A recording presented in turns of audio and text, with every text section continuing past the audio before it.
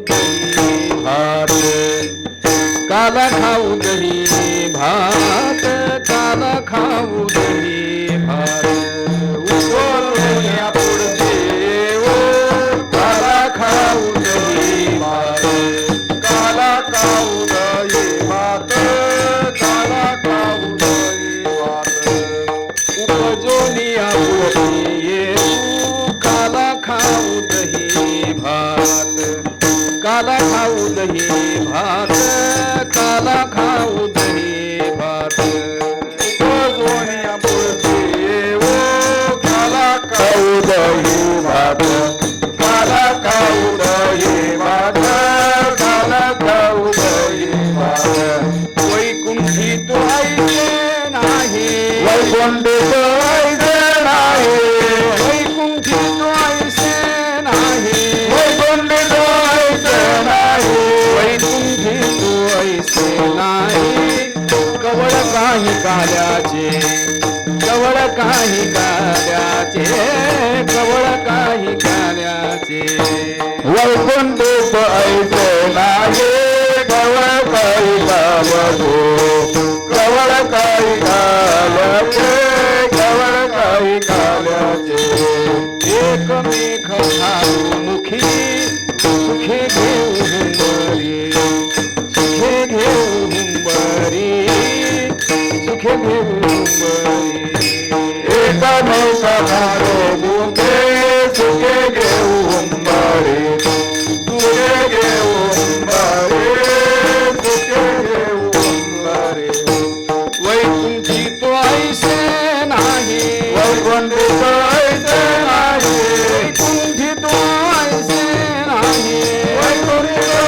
ऐसे नाही वैकुंठी तो ऐसे नाही कवळ काही काल्याचे कवळ काही काल्याचे कवळ काही काल्याचे वैकुंठी तो ऐसे नाही कवळ काही काल्याचे कवळ काही काल्याचे कवळ काही काल्याचे तुका म्हणे वाळवंट बरवे नीट उत्तम बरवे नीट उत्तम बरवे नीट उत्तम तुका म्हणे वाळवंट बरवे नीट उत्तम बरवे नीट उत्तम बरवे नीट उत्तम तुका म्हणे वाळवंट बरवे नीट उत्तम बरवे नीट उत्तम बरवे नीट उत्तम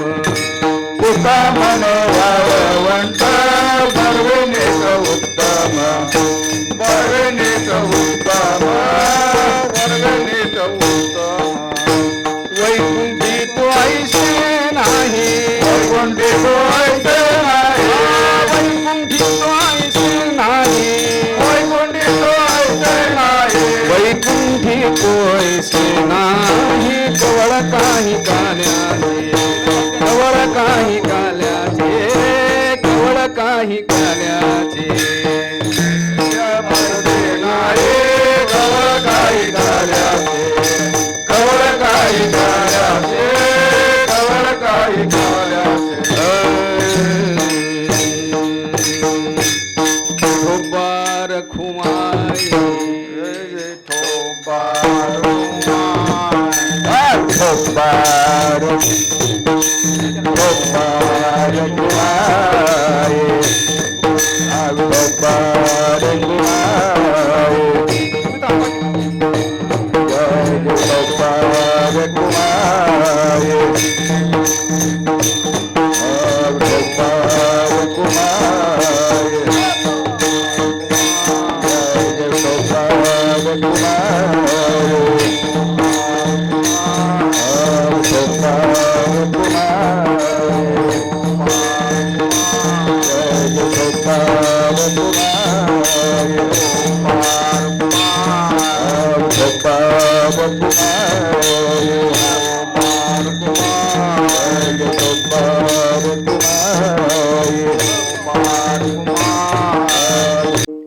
काला खाऊ दही भात वैकुंठी तो ऐसे नाही कवळ काही काल्याचे एकमेका देऊ मुखी सुखे घालो हुंबरी वैकुंठी तो ऐसे नाही कवळ काही काल्याचे तुका म्हणे वाळवंट बरवे नीट उत्तम वैकुंठी तो ऐसे नाही कवळ काही काल्याचे नमो सद्गुरु तुकया ज्ञानदीपा नमो सद्गुरु सच्चिदानंद रूपा नमो सद्गुरु भक्त कल्याण मूर्ती नमो सद्गुरु भास्करा पूर्ण कीर्ती तुझा आठव विसरवे आपणा ते तरंगा जळी घाली तैसे होते अलंकार सोनेची होऊन ठेला निळाया परी आठवी सद्गुरुला श्रीमंत श्रेष्ठ जगद्गुरु तुकोबारायांचा प्रस्तुत कीर्तनाचा अभंग. तुकोबारायांच्या ठिकाणी काल्याबद्दल अत्यंत प्रेम आहे, अत्यंतिक प्रेम आहे. या काल्याचं अत्यंतिक प्रेम असलेलं त्या दृष्टीनं त्याचं वर्णन करणारा गोड अभंग आहे. काल्याच्या प्रसंगात नेहमी घेतला जाणारा हा अभंग आहे. प्रतिवर्षाप्रमाणे या पाटीलवाड्यामध्ये ज्ञानेश्वर निवास म्हणतात. ही पाटील मंडळी आणि आपल्या ग्रामस्थ मंडळींच्या संयुक्त विद्यमाने सहकार्याने आपल्या सर्व श्रोत्यांच्या सानिध्यामध्ये प्रतिवर्षी हा माऊलीचा सोहळा गोड असा होतो. त्याची काल्याच्या कीर्तनाची सेवा भगवान पंढरीरायाच्या कृपेने सद्गुरूच्या कृपेने माझ्या वाट्याला आलेली आहे. आपण रोजच्या कीर्तनाला हा प्रवचनाला हजर नसलो तरी चालेल, पण काल्याला हजर पाहिजे बरं का. काल्याच्या ठिकाणी प्रसाद प्राप्त होतो. तुम्ही असं म्हणायचं कारण नाही म्हणजे कुंभाराचं कीर्तन आहे म्हणून या. तसं मी गोरा कुंभार नाही, काळा कुंभार आहे. पण परमपूज्य झेंडे महाराजांचा आज ज्यांचं आपल्याला इथे दर्शन होणार आहे त्यांचा आशीर्वाद या पारायणाला आहे. त्यांच्या कृपेने आपण जे काही प्रतिवर्षी चिंतन करतो, काल्याच्या कीर्तनात विशेषत्वानं एकच चिंतन असतं, ते गोकुळातल्या चरित्राचं. कारण इतर कीर्तनामध्ये आणि या कीर्तनामध्ये फरक आहे. काल्याच्या कीर्तनात फक्त चरित्र ते उच्चारावे केले देवे गोकुळी असं दंडक आहे. असं का असावं असं मी माझ्या गुरुजींना जेव्हा विचारलं तेव्हा त्यांनी असं सांगितलं, आपण देवावर प्रेम करतो, आपण भक्ती करतो, पण आपल्या अंतरंगामध्ये कोणती ना कोणती इच्छा असते. माझं जरा चांगलं होऊ दे, मला मूलबाळ होऊ दे, किंवा मूलबाळांचं लग्न होऊ दे, किंवा शेतीभाती मिळू दे. अनेक इच्छा असतात. माझे गुडघे दुखत आहेत, कंबर दुखते, हे काय कमी होईना, देवा तुझ्या कृपेने बरी होऊ दे, असं काही सकाम भक्ती ज्याला म्हणतात. कोणती ना कोणती अपेक्षा ठेवून भक्ती करतो.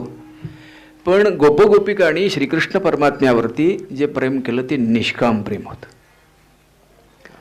त्या गोपगोपिकांच्या भक्तिप्रेमाचा उल्लेख जेव्हा आपण या गोकुळातल्या चरित्रामध्ये करतो तेव्हा आपल्याही मनामध्ये तशा प्रकारची निष्काम भक्ती यावी याच्याकरता.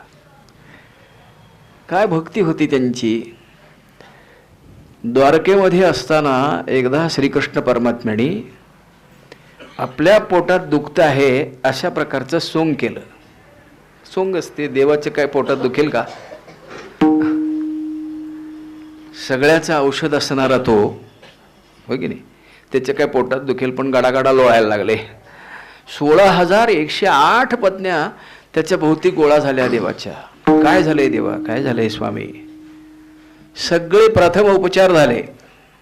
लिंबू, सोडा, ओवा म्हणावं, अजून काय पुदिना, वेगवेगळ्या प्रकारचे सगळं करून बघितलं, पण कुठल्याही गोष्टीने त्याला बरं वाटेना. बरं कसं वाटेल, सोंगच होतं, सोंगच होतं. रुक्मिणी मातेने हे अनेक प्रयत्न केले, पण काही उपयोग जेव्हा होईना तेव्हा नारद महर्षींना फोन करण्यात आला. फोन होता काय तेव्हा, आठवण नुसतं केल्याबरोबर नारद महर्षी नारायण नारायण समोर उभारले आणि म्हणायला लागले, तेव्हा काय झालंय तुम्हाला? ते म्हणजे नारदा, माझ्या पोटात दुखते रे म्हणे, काय करायचं? अरे मग तुम्ही जगाचं सगळे औषध आहात, तुम्हीच सांगा ना औषध. त्यांनी सगळे उपाय केलेले आहेत. औषध आहे रे म्हणे, पण ते कोण देईल असं वाटत नाही. सगळ्या राण्या उठल्या, म्हणायला लागल्या, तुमच्यासाठी आम्ही जीव द्यायला तयार आहे, सांगा तुम्हाला काय पाहिजे, कुठं आहे सांगा. आणि तुम्ही द्वारकाधीश भगवान आहात, कुठे असेल तिथून आम्ही व्यवस्था करू. त्यांनी सांगितलं, मला काय नाही म्हणे, जरा भक्ताच्या पायाची एवढीशी धूळ खाल्ली की माझ्या पोटातलं कमी होईल. केवढं सोपं औषध होतं. असं म्हटल्याबरोबर सगळ्या जणी भक्त हुडकायला लागले. आता ह्या सगळ्या भक्त होत्या की नाही, स्वतः नारद महर्षी तिथंच भक्त होते, त्यांनी जरा धूळ दिली असती तर चाललं असतं की नाही. पण सगळ्यांना वाटायला लागलं, काय देवाला आपल्या पायाची धूळ खायला द्यायची म्हणजे किती पाप. आम्ही मंदिरात जायचं झालं तर हातपाय धुवून आत जातो, मंदिरात सुद्धा आपली पायधूळ पडू नये असं आपल्याला वाटतं, आणि देवाला खायला द्यायची म्हणजे की नाही. ते त्यांना दुःखदायक पापकारक असं काय वाटायला लागलं. त्यामुळे सगळेजण मागं सरल्या, आता हुडकायला पाहिजे. सगळीकडे नारद महर्षी जाऊन आले, पण कोण काही द्यायला तयार नव्हतं.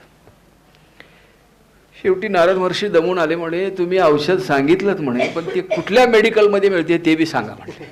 कारण आता अलीकडे असं होतं ना, ज्या त्या डॉक्टरचं ज्या त्या मेडिकलमध्येच औषध मिळतं. का मिळतं, कसं मिळतं त्याच्यावर काय आपल्याला बोलायचं नाही, पण असं होऊन जातं. नारदांनी, देवाने सांगितलं, नारदा तुम्ही गोकुळात जा म्हणे, मिळेल. नारदांना एसटी पकडायला लागत नव्हती. नारदांनी एका क्षणामध्ये गोकुळामध्ये उतरणं केलं. नारायण नारायण. सगळेजण नारद महर्षींना बघितल्याबरोबर सगळे पुढे झाले, नमस्कार करायला लागले. आणि त्यातून त्यांनी सांगितलं, मी गोकुळ द्वारकेतून आलोय, श्रीकृष्ण परमात्म्यापासून आलोय म्हटल्यावर सगळेच गराडा झाला. सगळ्या भोवतीने मोठी एखादी यात्रा जमल्यासारखं सगळे गोळा झाले. आणि मग नारद महर्षी बोलायला लागले, म्हणजे थांबा थांबा, मी याच्याकरता आलोय, श्रीकृष्ण परमात्म्याच्या पोटात दुखतं आहे. पोटात दुखतं आहे एवढं म्हटल्यावर अनेकांनी अशा प्रकारचं बोलणं केलं की तिथं काय डॉक्टर नाहीत का, द्वारकेत काय डॉक्टर नाहीत का, औषधाची काय व्यवस्था झाली नाही का, लक्ष नाही का त्यांचं. देवाच्या पोटात दुखते आणि तेवढ्या लांबून तुम्ही इथपर्यंत आला, त्याचं काय होत असेल, तुम्हाला काही कळतं की नाही. असं तसं इतकं बोलायला लागल्या. सगळा कांगावा सुरू झाला. पुन्हा नारदांनी सगळ्यांना शांत केलं आणि सांगितलं, म्हणे हाय ठीक आहे, परंतु त्यांना भक्ताच्या पायाची धूळ हवी आहे, जरा खाल्ली की बरं वाटणार आहे, त्याच्याकरता मी इकडे आलो आहे.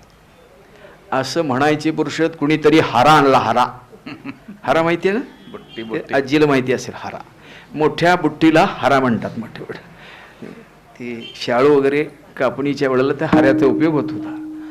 आता काय टप आल्यात, ते वेगवेगळ्या टप आल्यात, हां मोठे मोठे टप आलेले आहेत. हाऱ्याची जागा त्या टपाने घेतली आहे.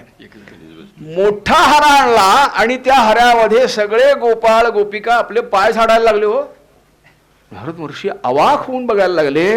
नारद महर्षी म्हणायला लागले, अरे तुम्हाला असं वाटत नाही का की देवाच्या पायाची धूळ, आपल्या पायाची धूळ देवाला खायला घालायची म्हणजे पाप वगैरे?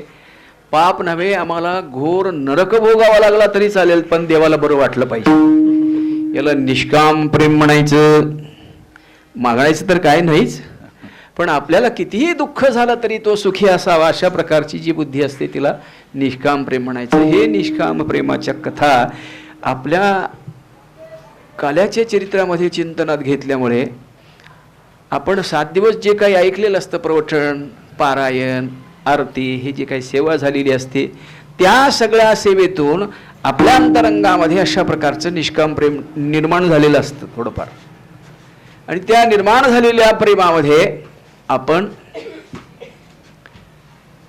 विठोबा रखुवा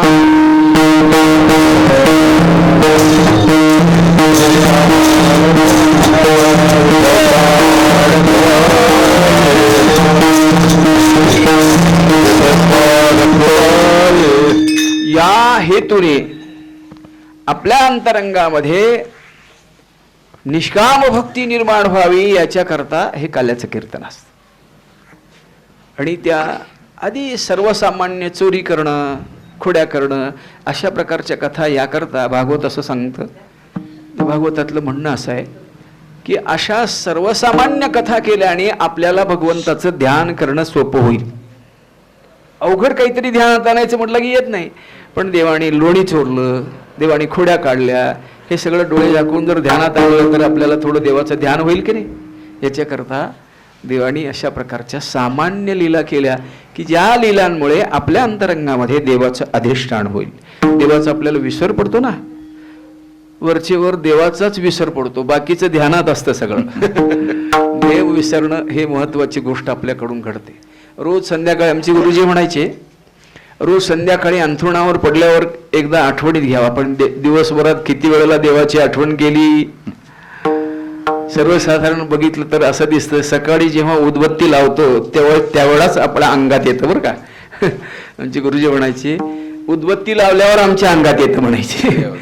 तसं सकाळी सकाळी जेवढं असतं तिथून पुढे देवाला आपण देवाऱ्यापासून सारखं जात असतो, आतनं बाहेर, बाहेरनं आत असं करत असतो. पण देवाकडं बघत सुद्धा नाही हो. आपलं सगळं लक्ष टीव्हीकडे असतं, मोबाईलकडे असतं. देवाला विसरतो आपण. पण देवाची आठवण राहावी याच्याकरता हा प्रयत्न अध्वर्यू लोकांनी संप्रदायाने अशा पद्धतीने मांडलेला आहे की त्यामध्ये शेवटी 7 दिवस आपण सेवा केल्यानंतर आपल्या अंतरंगात निष्काम भक्तीचा उदय व्हावा याच्याकरता काल्याचं कीर्तन असतं असो.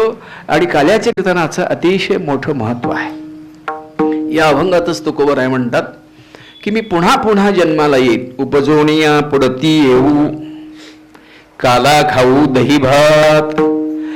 काल्याचे 3 प्रकार सांगितलेले आहेत. सगुण भक्तीचा जो काला आहे तो दही भाताचा काला आहे. दुसरा एक काला आहे हरिनामाचा खिचडी काला, नामचिंतनाचा. कुणी विठ्ठल म्हणेल, कुणी हरी म्हणेल, कुणी वासुदेव म्हणेल, कुणी दत्त दत्त म्हणेल. ज्याला जे आवडतं ते अनंत देवाची नावं आहे, ती सगळी नावं घेणारे लोक एकत्र येतील, भगवत चिंतन होईल. याचा एक काला तयार होतो, हरिनामाचा खिचडी काला. आणि तिसरा काला जो आहे, या सगळ्याच विश्वाला समस्त ही श्री वासुदेव ऐसा प्रतिती रसाचा होतला ठावो, भक्ता माझी रावो ज्ञानी या तोची, अशी अवस्था ज्याला म्हणतात. विष्णुमय जग वैष्णवाचा धर्म, अशा अवस्थेला जाणं. तुका म्हणे काला कोठे अभेद देखिला, त्याला अभेदाचा 3 प्रकारचे काले आहेत. या अभंगात सगुणाचा काला सांगितलाय, तो दही भाताचा काला दही भाताचा. म्हणून उपजून या पुढती येऊ, खाला खाऊ दही भात, पुन्हा पुन्हा जन्माला येऊ, पुन्हा पुन्हा जन्माला. अशा प्रकारचा प्रसाद मिळवण्याकरता पुन्हा पुन्हा जन्माला येऊ. तुकोबाराय मी पुन्हा जन्माला येईन अशा प्रकारचं बोलणं जे अर्थी करतात त्या अर्थी ते अनेक वेळेला या काल्याचा आस्वाद घेतलेले आहेत. तुम्ही बाळकर्डीचे अभंग जर वाचला तुकोबारायांचे, नामदेव महाराजांचे, त्याच्यामध्ये उल्लेख असा आला आहे की तुका म्हणे तदी होतो आम्ही, म्हणजे त्या काल्याच्या प्रसंगात स्वतः तुकोबाराय होते, त्यांना त्या काल्याचा आनंद मिळाला होता, म्हणूनच ते पुन्हा पुन्हा अशा प्रकारच्या काल्याच्या ठिकाणी मी जन्माला येईन असं म्हणतात. आपल्याला सुद्धा मोह होतो की नाही. एखादी विशेष गोष्ट बघितली, विशेष संस्कार बघितले की आपल्या मनात येतं की काय जन्माला यावं तर यांच्या घरात जन्माला यावं असं वाटतं की नाही. आपल्याला जो मोह अशा पद्धतीचा होतो तो संस्कार बघून, किंवा एखाद्याला श्रीमंतीची आवड असली, श्रीमंत मुलाच्या घरी काय यांच्या घरात जन्माला यावं असं वाटतं की नाही. असं वाटतं की नाही. माझी जणाई ज्ञानोबारायांना पाहून म्हणाले होते, मरुनिया जावे बापूच्या पोटी यावे, मरून जावं आणि तुमच्याच पोटी जन्माला यावं, अशाच पद्धतीची बुद्धी होते. या अभंगात तुकोबारायांनी काल्याचं जे अत्यंत प्रेम होतं त्या अत्यंत प्रेमामुळे मी पुन्हा पुन्हा जन्माला येईल, उपजूनिया पुढती येऊ, कशा करता काला खाऊ दही भात. तुकोबारायांनी या अभंगात असा उल्लेख केला आहे, वैकुंठी तो ऐसे नाही, वैकुंठामध्ये असं नाही. याचा अर्थ तुकोबारायांनी वैकुंठ सुख अनुभवलेला. याच्या पलीकडे तुकोबाराय म्हणतात, आम्ही वैकुंठवाशी आलो याची कारणाशी, आम्ही वैकुंठ बोलिले जे ऋषी साच भावे वर्ताय. वैकुंठामध्ये आम्ही राहणारे आहोत. मूळचं आमचं गाव वैकुंठ आहे. आम्ही इथे आलो आहे सेवा करण्याकरता, संतांचे मार्ग झाडण्याकरता आलो आहे. असे वैकुंठात राहणारे म्हणजे वैकुंठात मध्ये काल्याचा आनंद नाही, बाकी सगळं आहे. बाकी सगळं. नामदेव महाराजांच्या अवतारात तुकोबर असं म्हणतात की वैकुंठी जावणी काय बा करावे, काय करावं तिथं, उगाच पैसा आहे, नुसतं ते खुर्चीवर बसावं. वैकुंठात असं आहे, मी काय गेलो नव्हतो म्हणजे जरी गेलो असलो तरी मला काही त्याचे आठवण राहणार नाही, पण संत सज्जनांनी आपल्याला असं सांगितलेलं आहे की वैकुंठ सुखामध्ये असा आनंद असतो, देवाला जे सुख आहे ते भक्ताला असतं. वैकुंठात कोण आहे? भक्त असतात. बरं, वैकुंठ ही भक्तभूमी आहे, स्वर्ग ही भोगभूमी आहे आणि मृत्यूलोक ही रणभूमी आहे. बरं का, हे ध्यानात असावं. म्हणजे मृत्यूलोकात जन्माला आलेल्या प्रत्येकाला युद्ध करावं लागतं, रणभूमी आहे. तुम्ही म्हणाल आम्ही तिकडं ह्याच्यात गेलो नाही, मिलिटरीत वगैरे युद्ध केलं नाही, निदान आपल्या पत्नीबरोबर तरी भांडावं लागतंच. फार मोठं भांडण असतं, ती युद्धभूमी फार असते मोठी, त्याचा काही उल्लेख सांगण्याकरता इथं कीर्तन नाही आहे. पण मला ही भूमीबद्दल सांगायचं. वैकुंठ ही भक्तभूमी आहे, सगळे भक्त बसलेले असतात, जे भगवंताला सुख असतं ते भक्ताला असतं, याला वैकुंठ भूमी म्हणतात. म्हणजे समजा भगवंताचं पितांबर एक 15,000 असेल तर भक्ताचाही पितांबर तेवढाच असेल.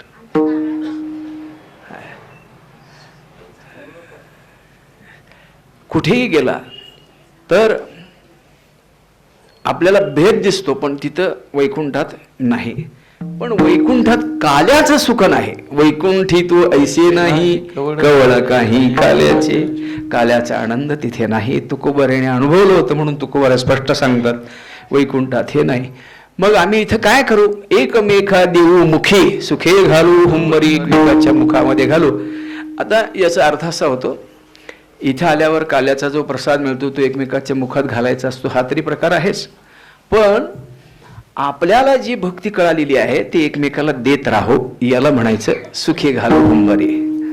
आपल्याला जी भक्ती माहिती आहे, आता यांना काय गरज आहे का पाटीलवाड्यात हे सत्संग घ्यायचं, पुन्हा पुन्हा असा उत्सव करायचं, काय गरज आहे का? सगळ्यांना हे मिळावं, सगळ्यांना हे मिळावं अशा प्रकारचा भाव जिथे असतो त्यालाच काला म्हणायचे. एकमेकाला देण्याची बुद्धी असावी. मला येते कोणाला काय सांगायचं नाही असं असणारे लोक सुद्धा असतात. मी आहे ना आनंदात बास, बाकी कोणाचं काही आम्हाला कोणाशी काही संबंध नाही, असं जर असेल तर ते होत नाही. दुसऱ्याला ज्ञान भक्ती वैराग्य हे दुसऱ्याला शिकवावं लागतं, द्यावं लागतं, ते वाटावं लागतं, त्याचं संक्रमण करावं लागतं. हे जिथं घडतं तिथं कालास. आणि शेवटच्या चरणात तुकोबा म्हणतात, तुका म्हणे वाळवंट बरवे नीट उत्तम. वाळवंट, त्या वाळवंटाचं वर्णन केलं, यमुनेच्या वाळवंटाचं, पंढरीच्या वाळवंटाचं वर्णन केलेलं आहे. पण हे जे वाळवंट आहे, वाळवंट याचा अर्थ जिथे मुक्त स्थिती आहे, मुक्त स्थिती आहे. बाकी ठिकाणचा भाग वेगळा असतो, वाळवंटामध्ये मात्र अशा प्रकारचा चिखल होणार नाही अशी परिस्थिती असते. त्याचं विस्तार आणि अर्थ वेगळा होतो. पण या वाळवंट या गोष्टीला 3 ही दिलेले आहेत, उपमा दिलेले म्हणजे विशेषण लावले. बरव, नीट आणि उत्तम. बरव आहेच, बरव आहे म्हणजे काय? चांगलं आहे. बरव म्हणतो आपण, नाम बरवे बरवे असं वर्णन केलंय. बरवे याचा अर्थ चांगलं. नीट आहे, बरव असतं ते नीट असतं असं नाही, नीटपणा आहे त्याला. म्हणजे संप्रदायाची जी वाट आहे, परमार्थाची जी वाट आहे ती नीट आहे, हे लक्षात घ्या. तुका म्हणे हेची नीट जवळे वाट वैकुंठा, असं तुका बरं नीट वाट आहे. बरवे नीट आणि उत्तम आहे, उत्तम आहे.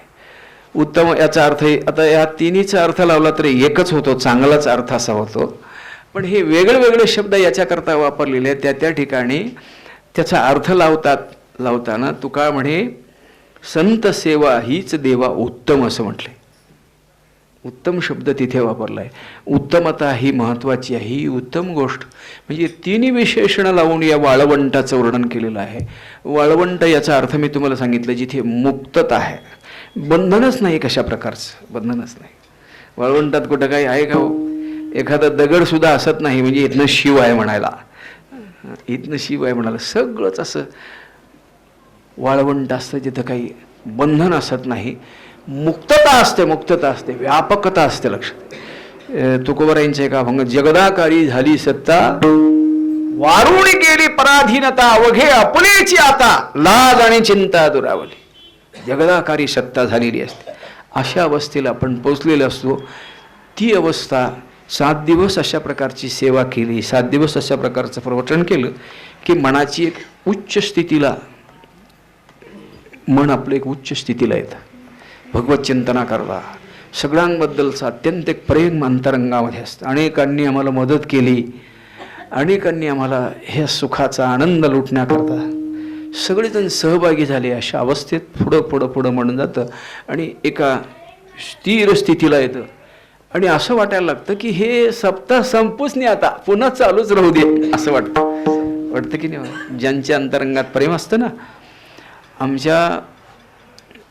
आमच्या इथलं सांगतो, आमच्या ती काही अशी तरुण सत्संग मंडळाची मुलं आहेत, विवेकानंदांच्या सेवेची, ती सरळ सरळ म्हणतात, महाराज हे 7 दिवसात लगेच संपतंय, अजून थोडे दिवस असलं तर बरं झालं असतं. याचा अर्थ काय?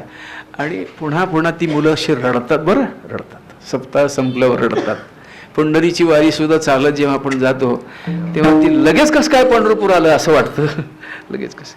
पण ज्याचं प्रेम असतं त्यालाच वाटतं, नाहीतरी एकदा आलं बाबा पंढरपूर असं वाटतं, याला प्रेम नसतं.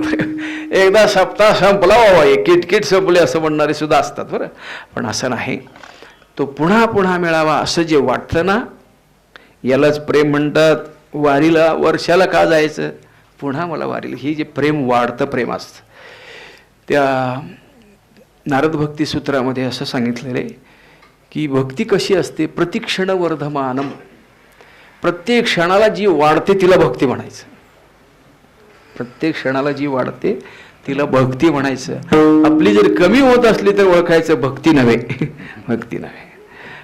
पूर्वी मी भरपूर भजन करत होतो, आता काय करत नाही असं जर म्हणत असलो तर काही उपयोग नाही. उलट ते वाढत गेलं पाहिजे, वाढत गेलं पाहिजे. हे महत्त्वाचं आहे. आपल्या मनातलं जे देवाबद्दलचं प्रेम आहे ते वाढतं असो. अभंगाचा सरळ अर्थ आपल्या लक्षात आला. विठोबा रखुमाई, जय जय विठोबा रखुमाई, जय जय विठोबा रखुमाई, जय विठोबा रखुमाई, जय विठोबा रखुमाई, जय विठोबा रखुमाई, जय विठोबा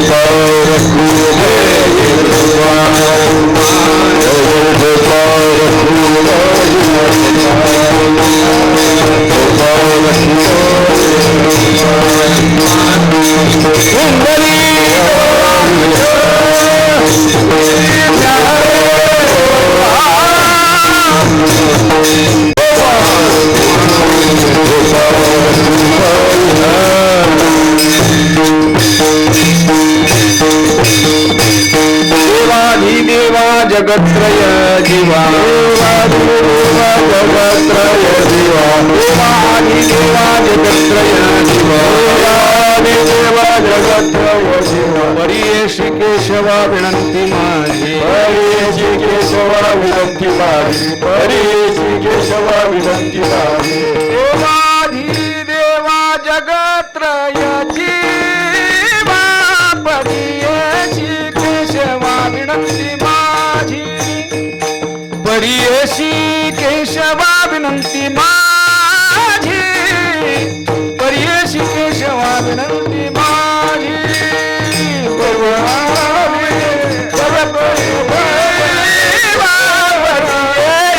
केशवा विनंती माझी, परीयशी केशवा विनंती माझी, परीयशी केशवा विनंती.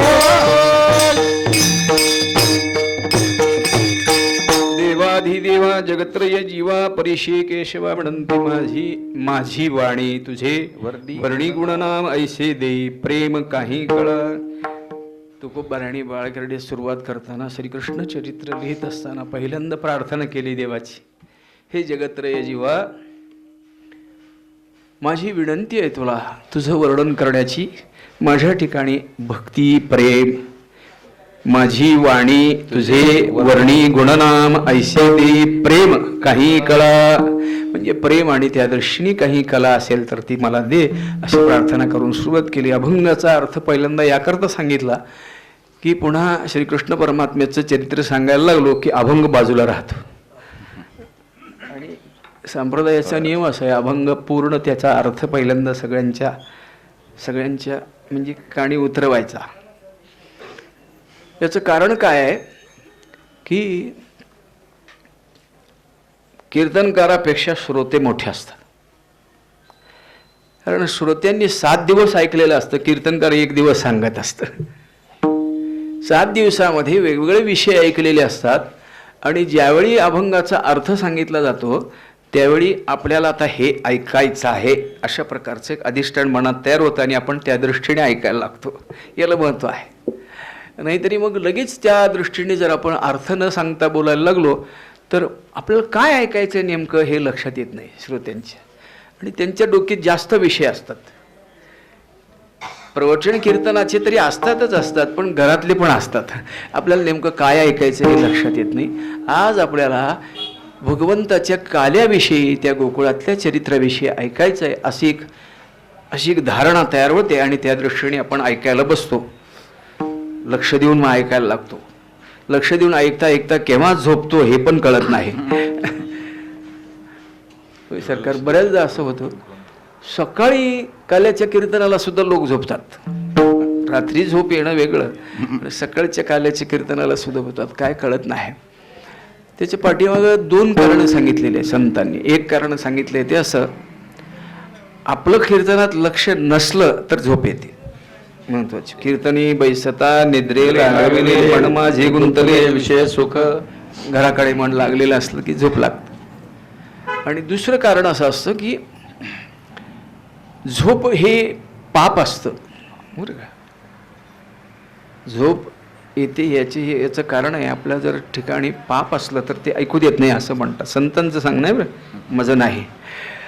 नाहीतरी तुम्ही म्हणणार आम्ही एवढं या वाड्यात येतो म्हणजे आम्ही पुण्यवंत असल्याशिवाय येतो का, असं होतं. मी आता हे एवढं का बोललो, आत्ता निदान 1 तासभर तरी कोणी झोपू नये याच्याकरता बोललो बरं. श्रीकृष्ण परमात्मा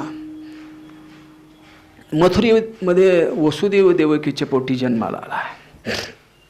श्रावण वद्य अष्टमीशी रोहिणी नक्षत्र ते दिवशी बुधवार पर्यशी कृष्णमूर्ती प्रगटली आपण म्हणतो.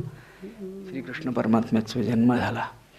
त्याच्या पाठीमागचं ते कंसाचं वगैरे चरित्र सांगायचं नाही, आपल्याला काल्याकडे जायचं असल्यामुळे पळायचं आहे. हां, आणि हे सगळं 1 तासात संपवायचं आहे सगळं बरोबर. हां, त्या दृष्टीने आपण लक्ष द्यायचं. मी जरा बरोबर सांगण्याचा प्रयत्न करेन. श्रीकृष्ण परमात्मा जन्माला आले तेव्हा एकदम 10-11 वर्षाची दिसायला लागली. आत्तापर्यंतची मुलं मारली होती त्या कंसाने. एवढा हा मोठा आता देवकी घाबरली. वसुदेव देवकीच्या अंतरंगामध्ये एकच भाव होता की आमचा पुत्र आहे, आमचा मुलगा आहे, असा भाव होता ना. त्यामुळे आत्तापर्यंतची मुलं मारली, त्यामुळे ती वसुदेवांना म्हणायला लागली, तुमचं दुःख आवरा, तुमचं सुख आवरा, आनंद आवरा, आणि लपवा जग जेठी याला कुठेतरी झाकून ठेवा. आता हे झाकून ठेवायसारखं काम आहे का? सूर्याला झाकून ठेवता येईल का हो? देवाला झाकता येईल का? पण देवानीच तुम्ही काही घाबरू नका, मी त्या कंसाचाच वध करण्याकरता आलेलो आहे. फक्त एक काम करा, मला इथे ठेवू नका. नंदाच्या घराला, नंदाच्या घराला मजने गोकुळाला, मजने गोकुळाला, नंदाच्या घराला, नंदाच्या घराला मजने गोकुळाला,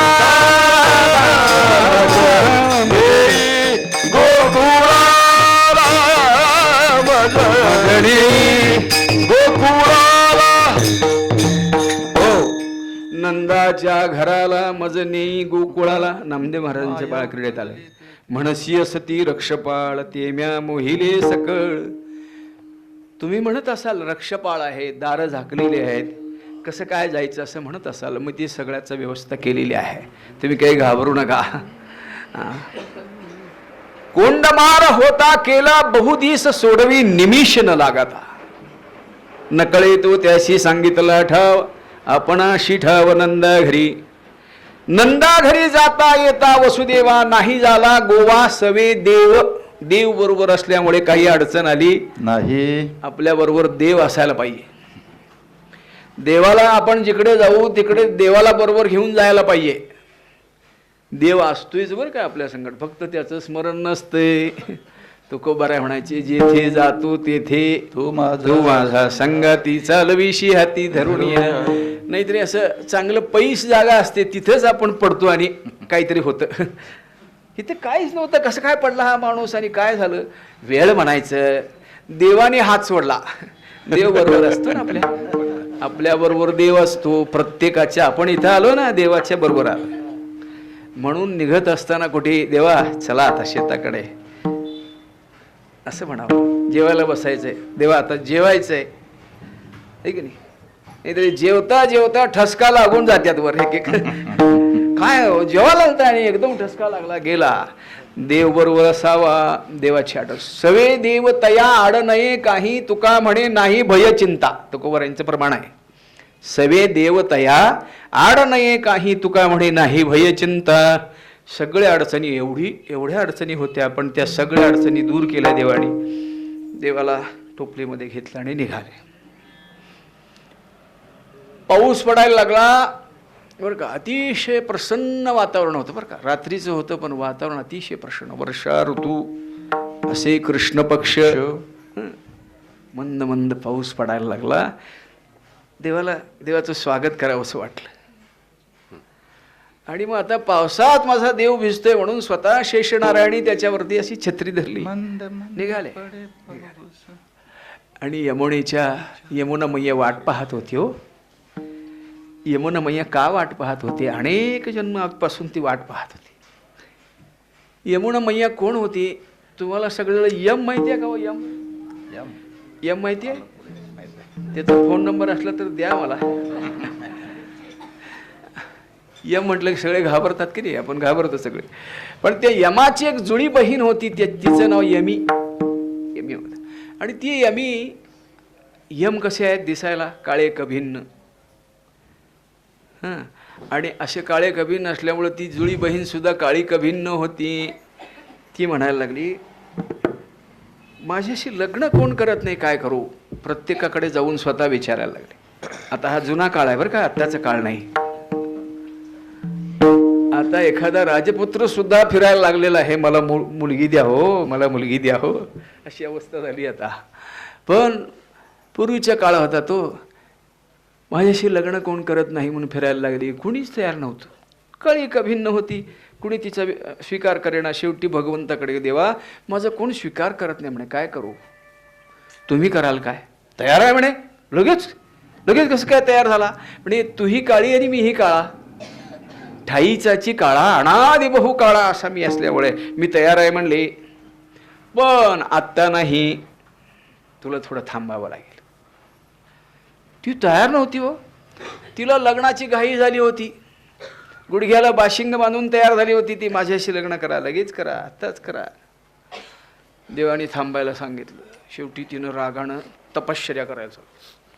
तुम्ही उत्तरांचलच्या जर ह्याला गेलात चारोधाम यात्रेला तर ते यमुनोत्रीचं जे शिखर आहे ते अतिशय असं उंच आहे बरं का. यमुनोत्रीचं शिखर जे आहे ते अतिशय उंच आहे. केदारनाथाचंही उंच आहे पण थोडं असं जावं लागतं. पण यमुनोत्रीचं शिखर मात्र असं खडं चढावं लागतं, उंची जास्त आहे. त्या यमुनोत्रीच्या शिखरावरती ती तपश्चर्या करता बसली. देव काही लवकर प्राप्त होईना. योगी यांची ध्यानी ध्याता न थोडीशी.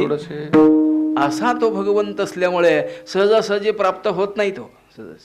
तिनं रागानं त्या शिखरावरनं उडी जी मारली पाण्याच्या रूपाने वाहत वाहत वाहत गोकुळात येऊन वाट बघत राहिली होती. आणि तिकडनं देव येतोय म्हटल्यावरती वरती चढायला लागले. आता देव ही वसुदेव कसं जाणार पलीकडं? पण वसुदेवानी भगवंताचं स्मरण केलेलं होतं. भगवंत बरोबर होता, चालत होते ते.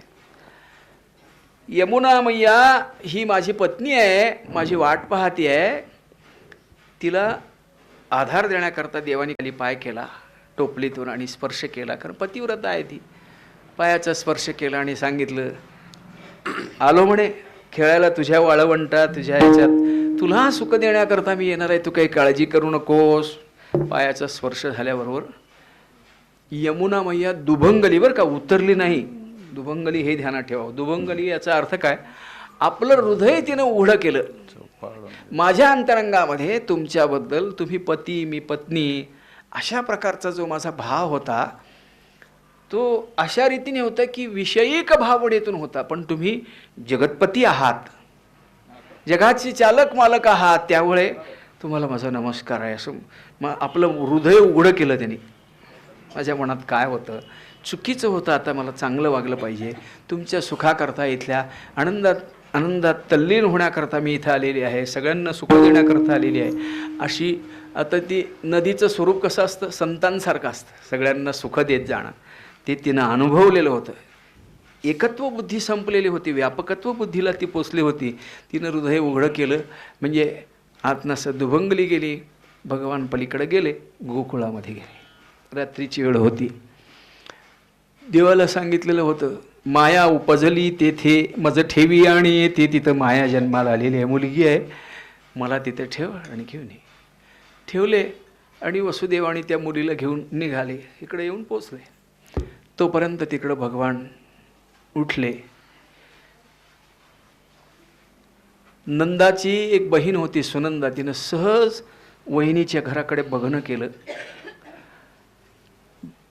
आपल्या वहिनीच्या समोर काहीतरी निळा प्रकाश पडलेला आहे बघितल्यासारखं, नीलमण्यासारखा. तिनं बघितलं आणि जाऊन उठवलं. यशोदा मैयाला उठवलं, वहिनी उठा, तुम्हाला लाला झाला आहे, लाला भयो करत ती पळत जाऊन नंदराजाला जाऊन सांगितलं तिनं. नंदराजाला पहिली आनंदाची बातमी समजल्यावर नंदराजाच्या गळ्यात नवरत्नाचा हार होता. आता हे भगवंताचं इथं येणं याकरता झालेलं होतं. त्या सगळ्या गोकुळवासियांनी निर्जला एकादशीचं व्रत केलेलं होतं. म्हणून व्रत करावं बरं का, निष्ठेने करावं, अतिशय प्रेमाने करावं, सेवेने करावं.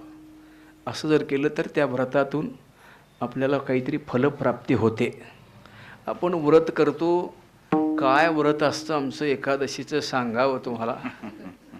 उद्या एकादशी म्हणते आहे म्हणताना आजच आपल्या घरातले लोक म्हणतात, जरा उद्या एकादशी आहे, अनेक अर्धी भाकरी खावा, हो की नाही.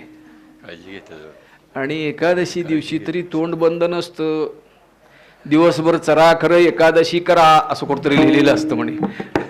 असं म्हणून दिवसभर एकादशी आहे, चहा घ्या, दूध घ्या, शेंगदाणे खा, राजगिऱ्याचे लाडू खा, सफरचंद खा, काय खातो कासया सांगा त्या नेनो, हे आपल्याला माहितीच नसतं. विचार आपण खातच राहतो का.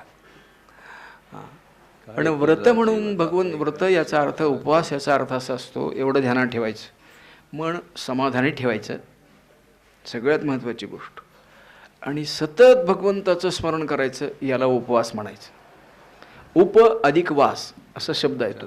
उप म्हणजे देवाच्या जवळ राहणे, म्हणजे उपवास, देवाच्या जवळ राहणे, याला उपवास म्हणायचं. आपण देवाच्या जवळच राहत नाही, देवापासून लांब राहतो. अजून सांगू का, आता हे गुरुवारचं व्रत येते बघा माऊलींचं. आता त्या गुरुवारच्या व्रतात असं लिहिलेलं असतं, नेहमी मन प्रसन्न ठेवा असं लिहिलेलं असतं. पण यांचं संध्याकाळ होईल तसं मन प्रसन्न राहत नाही.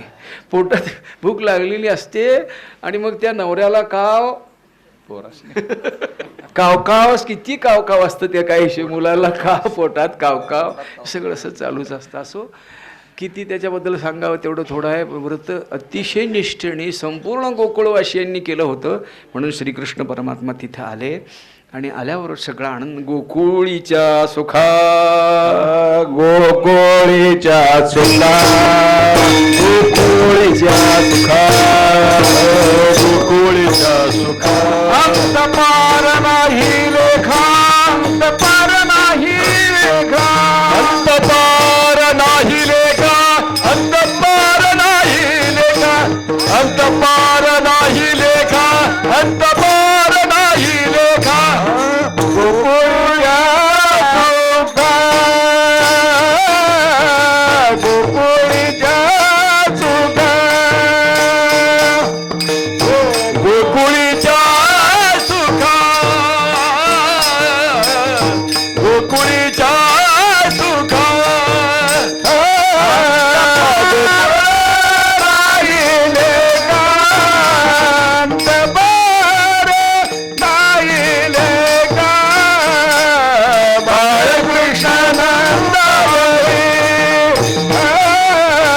बाळकृष्णानंदागरी नंदागरी बाळकृष्णानंदागरी अंत पार नाही लेखा अंत पार नाही लेखा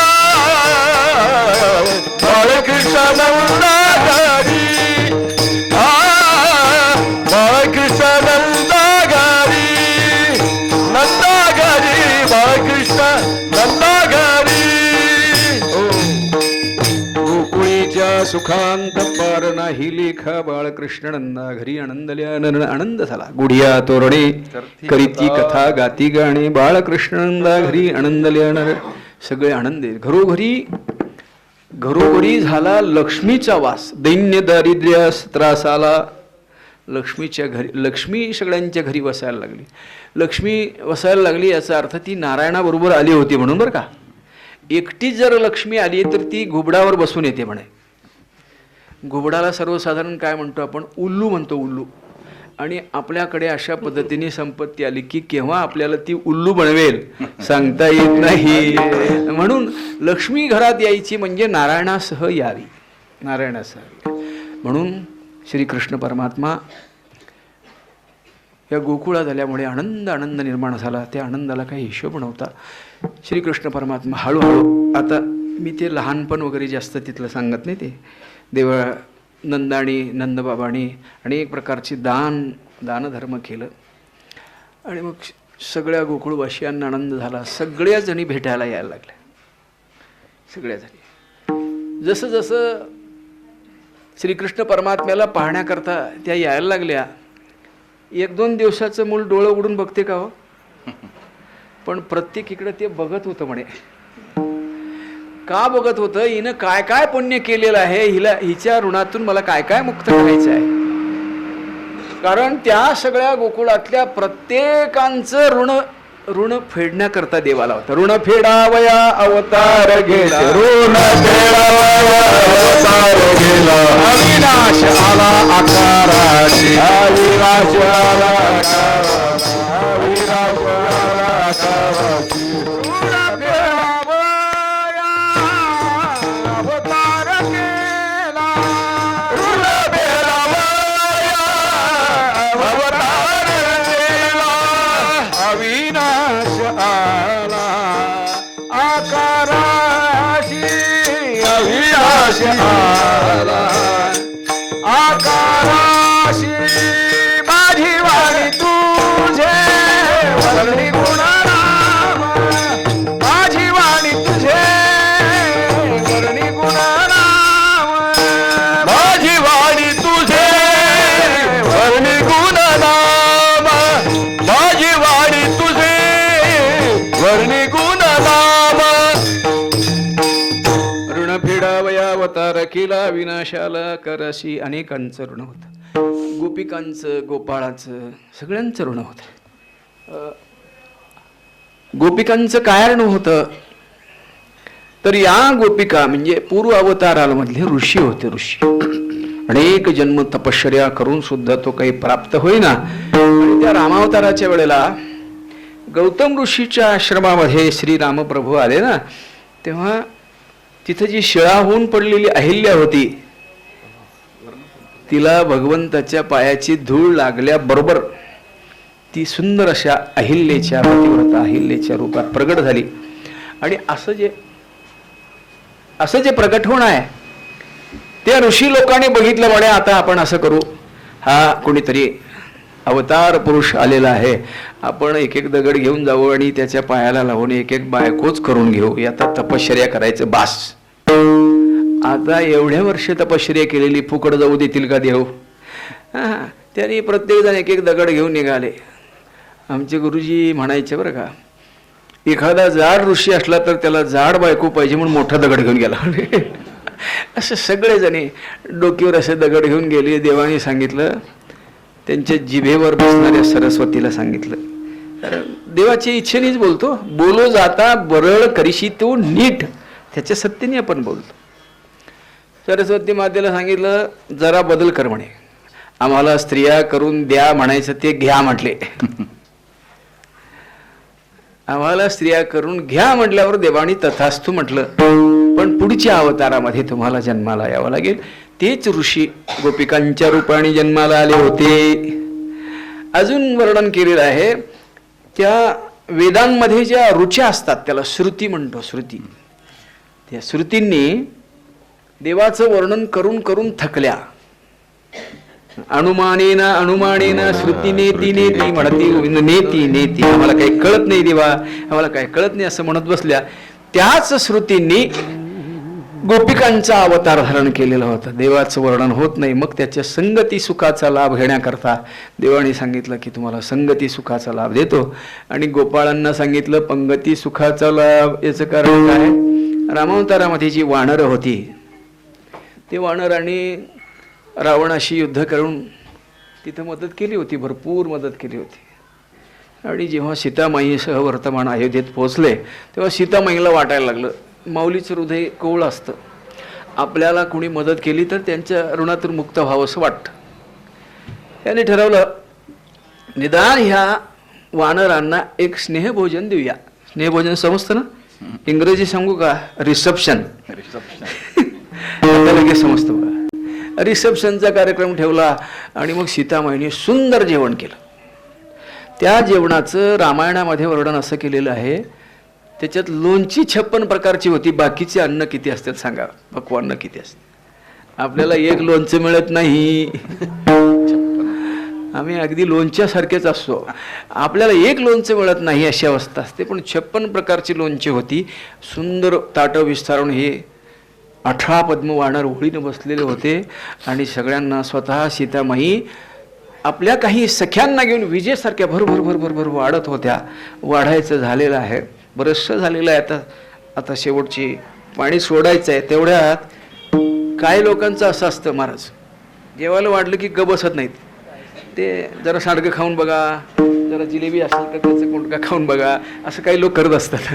पण ध्यानात असू द्या बरं का, अन्नदात्यांनी पाणी सोडल्याशिवाय त्या अन्नाला हात सुद्धा लावायचं नाही. आपण जागा करत असतो, भाजी सारून, सांडगे सारून, सोजीला जागा, याला पाणी फिरवायला हात याचा पूर्ण खरकटलेला असतो, अशी अवस्था झालेली असते. पण अजिबात स्पर्श करायचा नसतो. त्यांनी पाणी सोडलं की मग ते अन्न आपलं असतं, तोपर्यंत आपलं नसतं. आणि मग झाली अशी अवस्था. एका वानरांनी त्या लोणच्यामध्ये असलेलं एक भोकराचं लोणचं उचललं. भोकराचं लोणचं असतं, भोकर बघितले ना, खेड्यातल्या आपण असल्यामुळे जरा माहिती, भोकर जळबट असतं. ते धरलं आणि काय वेगळं दिसते रे म्हणून असं दाबल्यावर ते सट दिवशी उडलं. आता त्या वानराला सहन झाला नाही. हे लोणच्या म्हणले, माझ्यापेक्षा उडी मारतोस काय म्हटले, आणि जी उडी मारली, आता वानराची थोडीच उडी आहे तिथं पडणार आहे, दुसऱ्याच्या ताटात पडली. ते दुसरं वानर म्हणलं, तुला येत्या वय उडी, बघ माझी बी उडी बघ. असं करत करत 18 पद्म वानर उड्या मारायला लागल्या. सगळं जीवन विस्कटून गेलं. सीतामाईंना रामप्रभू म्हणत होते आधी की यांना जेवायला घालायच्या भानगडीत तू पडू नको. पण खरं सांगू का, देवाची बायको सुद्धा ऐकत नव्हती महाराज. इकडे तोंड कोण बोलायचं नाही, इकडे तोंड कोण बोलायचं. देवाची बायको सुद्धा ऐकत नव्हती. आणि मग ती शेवटी रडायला लागली, रडत बसली डोक्याला हात लावून आणि रागावली सगळ्यांच्यावर. पण देवाने मात्र सगळ्या वानरांना गोळा केलं आणि त्यांना सांगितलं, तुम्हाला पंगती सुखाचा लाभ देण्याकरता तुम्हाला गोकुळात गोपाळांच्या रूपाने अवताराला या. सगळे गोपाळ तिथे पंगती सुखाच्या लाभाने, म्हणजे प्रत्येकाचं ऋण होतं बरं का. सगळ्यांचं ऋण सांगत बसलं तर वेळ आपल्याला पुरणार नाही. ते गोवर्धन पर्वत होता, गोवर्धन जेव्हा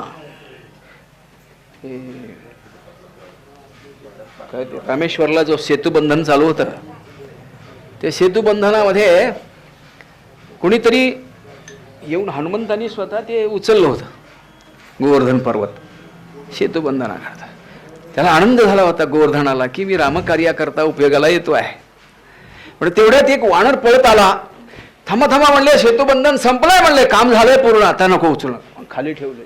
खाली ठेवल्याबरोबर ते स्वतः प्रकट होऊन गोवर्धन पर्वत रडायला लागला. मी रामकार्याकरता चाललो होतो आणि तू काय काळजी करू नको, तुला मी भक्त म्हणून आलो आहे, पण माझा मालक स्वतः तुला उचलण्याकरता येईल असं आश्वासन दिलं होतं. कोण? हनुमंतरायांनी. आणि त्यामुळे श्रीकृष्ण परमात्म्याने गोवर्धन उचलला गेला. ही अनेकांची ऋण होती, प्रत्येकाचं ऋण सांगता येणार नाही. झाडं, प्रत्येक वेली बरं का, तिथलं पाणी यमुनेचं, सगळे डोह, ते सगळेजण वाट पाहत होते. आणि त्या सगळ्यांचं ऋण फेडण्याकरता भगवान तिथे अवताराला आले होते. अतिशय आनंद निर्माण झाला. श्रीकृष्ण परमात्मा तिथे जन्माला आले. हळूहळू आता ते रांगायला लागले. देवाचं रांगण असं होतं, तळव तळ हात टेकेद्या डाव्या गुडघ्यावर रंगाने रंगनाथ तोला देखील घेतोय, रंगाने रंगनाथ तोला देखील घेतोय, रंगनाथ तोला देखील घेतोय.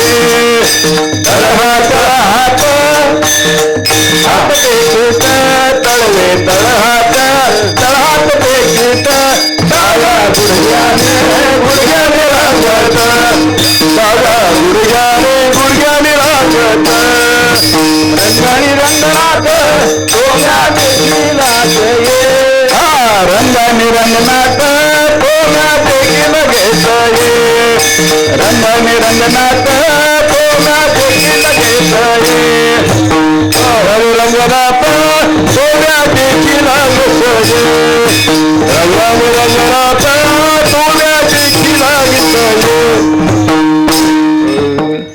तळवे तळ हात टेकीत डाव्या गुडघ्याने रांगत, रंगणी रंगनाथ तुम्या देखील आसये, गवळण दसवंती पैसांगे. आपली मुलं असतात ना, आमचे गुरुजी म्हणायचे, काय मुलं पोटानं सरकतात. गुरुजी म्हणायचे हे पोटापुरतं मिळवते म्हणायचे. मग वेगळं वेगळं रांगण असतं, पण देवाचं रांगण असतं होतं डाव्या गुडघ्यानी रांगणं. आणि एक तळहात ठेवलेला होता. पृथ्वी मातेला सांगितलं होतं की तुझ्यावरचा भार उतरण्याकरता मी आलो आहे. पापाचा भार उतरण्याकरता मी. सगळ्यात जर ओझं कशाचं होत असेल तर पापाचं ओझं होतं. त्यामुळे देव असे रांगत होते आणि सगळ्यांना आश्वासित करत होते, आधार देत होते, तुम्ही काही घाबरू नका. सगळ्यांना सुख देण्याकरता देव आलेले होते. त्यामुळे श्रीकृष्ण परमात्मा प्रत्येकीच्या घरी जायचे. सगळ्या गवळणी आज माझ्या घरी श्रीकृष्ण परमात्मा येईल म्हणून लोण्याचा गोळा काढून ठेवायचे. प्रत्येकीला वाटायचं माझ्या घरी आज कृष्ण यावा.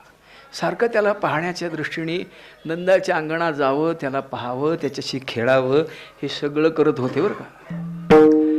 बाळक्रीडेत वर्णन असं केलंय, त्यांच्या पूर्वपुण्या कोण लेखा करी, जिही तो मुरारी खेळविला म्हणे. त्यांचं पूर्वपुण्य काय सांगावं की ज्यांनी प्रत्यक्ष श्रीकृष्णाशी खेळ खेळला. काय पुण्य असेल सांगा. भगवान परमात्मा, पूर्ण ब्रह्म परमात्मा, त्याच्याशी खेळ खेळण्याचा आनंद मिळावा, केवढं भाग्य आहे त्याचं. अनेक लीला आहे श्रीकृष्ण परमात्म्याच्या. श्रीकृष्ण परमात्म्याने एकदा माती खाल्ली बरं का, गोकुळातली माती खाल्ली. माती खाल्ल्यावर गोपाळ सांगत गेले, मैया कृष्णाने माती खाल्ली. यशोदा मैया काठी घेऊनच आली. तस्मान मृदमदान, ती काय म्हणते, तुला मन आवरता येत नाही काय रे, तुला मन आवरता येत नाही, एवढं सगळं लोणी खायला दिलोय आणि माती खातोस. पण देवाणी माती का खाल्ली होती याची कारणं शास्त्रकारांनी फार सांगितलेली आहेत. या गोकुळामध्ये माझे भक्त राहतात, त्या भक्ताची पायाची धूळ मला खायची आहे. दुसरी गोष्ट अशी होती, हे गोपाळ माझ्याशी खेळ खेळताना मी सत्वगुणी आहे, सत्वगुणी आहे, पण रजोगुणी जेव्हा होईन तेव्हा हे मला सगळं सहन करता येईल. बरं का? मूळ पूर्ण अवस्थेतला मी एकदम या गोपाळांनी माझ्या अंगा खांद्यावर एकदम उड्या माराव्या, खेळ खेळावे, काही म्हणावं, चापटी मारावी, ते सगळं मला सहन करता यायला पाहिजे. त्याच्याकरता रजोगुण धारण केलं होतं. दुसरी अशी गोष्ट होती, जेव्हा यशोदा मैयाला मला माझ्या तोंडामध्ये ब्रह्मांड दाखवायचं होतं तेव्हा त्या मातीचं थोडं असायला पाहिजे का नको, म्हणून मी ते धारण केलेलं होतं. अनेक कारणं आहेत तुम्हाला सांगण्यासारखे. पण श्रीकृष्ण परमात्म्याने माती खाल्लेली. यशोदा मैया म्हणायला लागली, येऊन का रे खाल्लास, कशा करता खाल्लं? नाही आई, नाही आई म्हणत म्हणत जेव्हा त्यांनी तोंड उघडलं तेव्हा 14 भुवनं पोटामध्ये तोंडामध्ये दिसायला लागली. यशोदा मैयाच्या काही लक्षात येईना आणि मग एकदम मूर्छित होऊन खाली पडली. आणि देवाने स्वजन मोहिनी माया म्हणतात बरं का, स्वजन मोहिनी माया टाकली त्याच्यावर. नाहीतरी हा देवच आहे असं जर असलं झालं तर ही मला बाळ म्हणून सांभाळणार नाही, आणि हिच्यातलं जे आईचं प्रेम, मला वात्सल्य प्रेम उपभोगायचं ते मला मिळणार नाही. याच्याकरता श्रीकृष्ण परमात्म्याने तिच्यावर माया टाकली आणि पुन्हा ती बाळा बाळा म्हणायला लागली. अशा रीतीने श्रीकृष्ण परमात्मा हळूहळू खेळ करायला लागले, घरातनं बाहेर पडले. अनेकांच्या घरी जावं, अनेकांच्या खोड्या कराव्या. जाता जाता वासरं सोडायची हो, दूध प्यायलं दुसऱ्याची वासरं सोडायची. जाता जाता एखाद्याच्या घरातलं लोणी खाल्लं तर आपण खायचं, दुसऱ्याच्या सासूच्या तोंडाला लावून जायचं, सुनेच्या तोंडाला लावून जायचं, भांडणं लावायची. खोड्या करण्यामध्ये श्रीकृष्ण परमात्म्याने मोठेपणा धारण केला. अनेक खोड्या केल्या, इतक्या खोड्या केल्या की त्या खोड्यांनी त्रस्त झाले, गोपिका त्रस्त झाल्या असं वर्णन केलेलं आहे. कारण ती गाऱ्हाणी सांगायला यायला लागली हो. गवळणी सांगती गाऱ्हाणी, सगळेजणी गाऱ्हाणी. यानं मला त्रास फार दिलाय म्हणे. सगळ्यांची गाऱ्हाणी ऐकून यशोदा मैयाची अवस्था अशी झाली, किती ऐकू म्हणे हे गाऱ्हाणी. आता तुला मला शाळेत पाठवावं लागेल. मी जास्त गोकुळातलं सांगितलं नाही बरं का, आपल्याला काल्याकडे जायचं असल्यामुळे. रामकृष्ण. आमच्या इथे भडंगे महाराज म्हणून इथं आले होते बघा. त्यांनी एकदा ते रेकॉर्ड तसं केलं होतं. 8 तास काल्याचं कीर्तन सांगितलं, कृष्णचरित्र सांगितलं 8 तास. टाळकरी बरेच आज जाऊन चहा पिऊन येत होते महाराज. अशी अवस्था होती. पण हा पठ्ठ्या काय नाही, फक्त कुठेतरी मध्ये तोंड वाळलं तर खडीसाखर खात होता. पण 8 तास त्यांनी अतिशय सुंदर काल्याचं कीर्तन केलेलं होतं. त्याच्यामध्ये त्यांचं हेच होतं जास्त, म्हणजे कृष्णचरित्र सांगण्याचा त्यांचा जो भाव होता तो अतिशय मोठा होता, त्याचा अभ्यासही होता. आणि श्रीकृष्ण परमात्म्याचं हे हळूहळू तक्रारीचं वागणं यशोदा मैयाच्या लक्षात आलं. आणि यशोदा मैया रागवायला लागली. म्हणे कृष्णा, म्हणे किती वेळी तिच्या खोड्या सहन करायच्या या गोपिकांनी. आता हे मला ऐकून ऐकून बास झालाय म्हणे. आता तुला शाळेत जावं लागेल. शाळेत म्हणजे नर्सरी याच्यात नव्हे, शाळेत त्या काळामध्ये शाळा म्हणजे गोशाळा, गाई घेऊन जायचं हीच शाळा होती, फार मोठी शाळा होती. आणि मग श्रीकृष्ण परमात्म्याला त्या गायी राखण्याकरता, गायी गोपाळ यमुनेच्या तटी, गायी गोपाळ यमुनेच्या तटी, येथे पाणी मिळून जगते.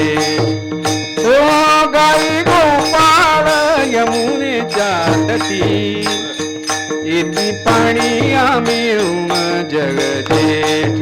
हो गायी गोपाळ यमुनेच्या तटी, गायी गोपाळ यमुनेच्या तटी, पाणी मिळून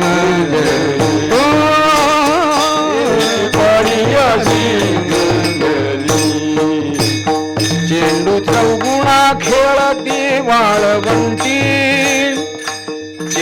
चौगुणा खेळती वाळवंटी, चला चला म्हणती पाहू दृष्टी, चला चला म्हणती पाहू दृष्टी. हो ऐशा गोपिका त्या कामातुरा नारी, चित्त विभळते देखावया हरी.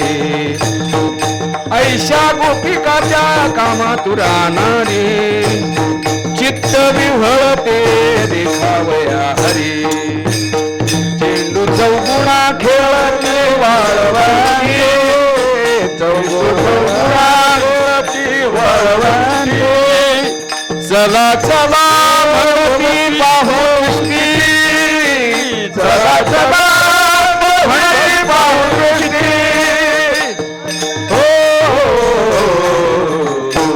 ऐशा गोपिका त्या कामातुरा नारी, चित्त विभळते देखावया हरी. ऐशा गोपिका त्या कामातुरा नारी, चित्त विभळते देखावया हरी. वेळ नाही आहे पण ते हेरल्याचे लोक आलेत म्हणून म्हटलं बरं का. हे आमचे बाबासाहेब गुरुजी आमचे मामा म्हणायचे, फार सुंदर म्हणायचे आणि त्याची आवड असणारे हे लोक आहेत म्हणून त्यांच्या जरा आठवणीत यावं म्हणून. आणि इथे प्रसंग आहे तसं गाई गोपाळ गावामध्ये गोकुळात सगळ्यात त्रस्त करणं होत आहे म्हणून पाठवलं खरं, पण गोपिका निमित्त करून जायला लागल्या यमुनेच्या काठाला. देवाला भेटण्याकरता मुद्दामून जायचं, तिथं धुवायला म्हणून जायचं, धुणं धुवायला जात येताना आणि काहीतरी विसरून यायचं. चिरे चोळिया त्या धुता विसरती, ऊर्ध्व लक्ष लागले कृष्णमूर्ती. अहो घरात भरलेला हंडा असेल, घरात भरलेली घागर असेल ती रिकामी करायची आणि त्याच्या भेटी करतात. काय श्रीकृष्ण परमात्म्यावरती प्रेम करत होत्या गोपिका, त्याचं वर्णन किती करावं तेवढं थोडं आहे बरं, किती करावं. देवाला भेटण्याकरता या गोपिकांच्या अंतरंगामध्ये एवढं प्रेम होतं की त्या आपण आता काय म्हणतो त्याला, एकच ड्रेस करतो त्याला काय म्हणतो, मॅचिंग. इंग्रजी आता समजते हो, मराठी समजत नाही म्हणून सांगितलं. मॅचिंग करून जायच्या, एकच रंग ते आपण म्हणतो आल्या आल्या पाच गवळणी. त्याच्यामध्ये वेगवेगळे रंग धारण करणाऱ्या गवळणी होत्या, पण त्याच्यात सगळे रंग सारखे होते. नामदेवरायांनी गवळण अशी वर्णन केलेली आहे. ती गवळण काळी होती, तिने सगळा शृंगार काळा केला होता. रात्र काळी घागर काळी, यमुना जळे ही काळी उमा.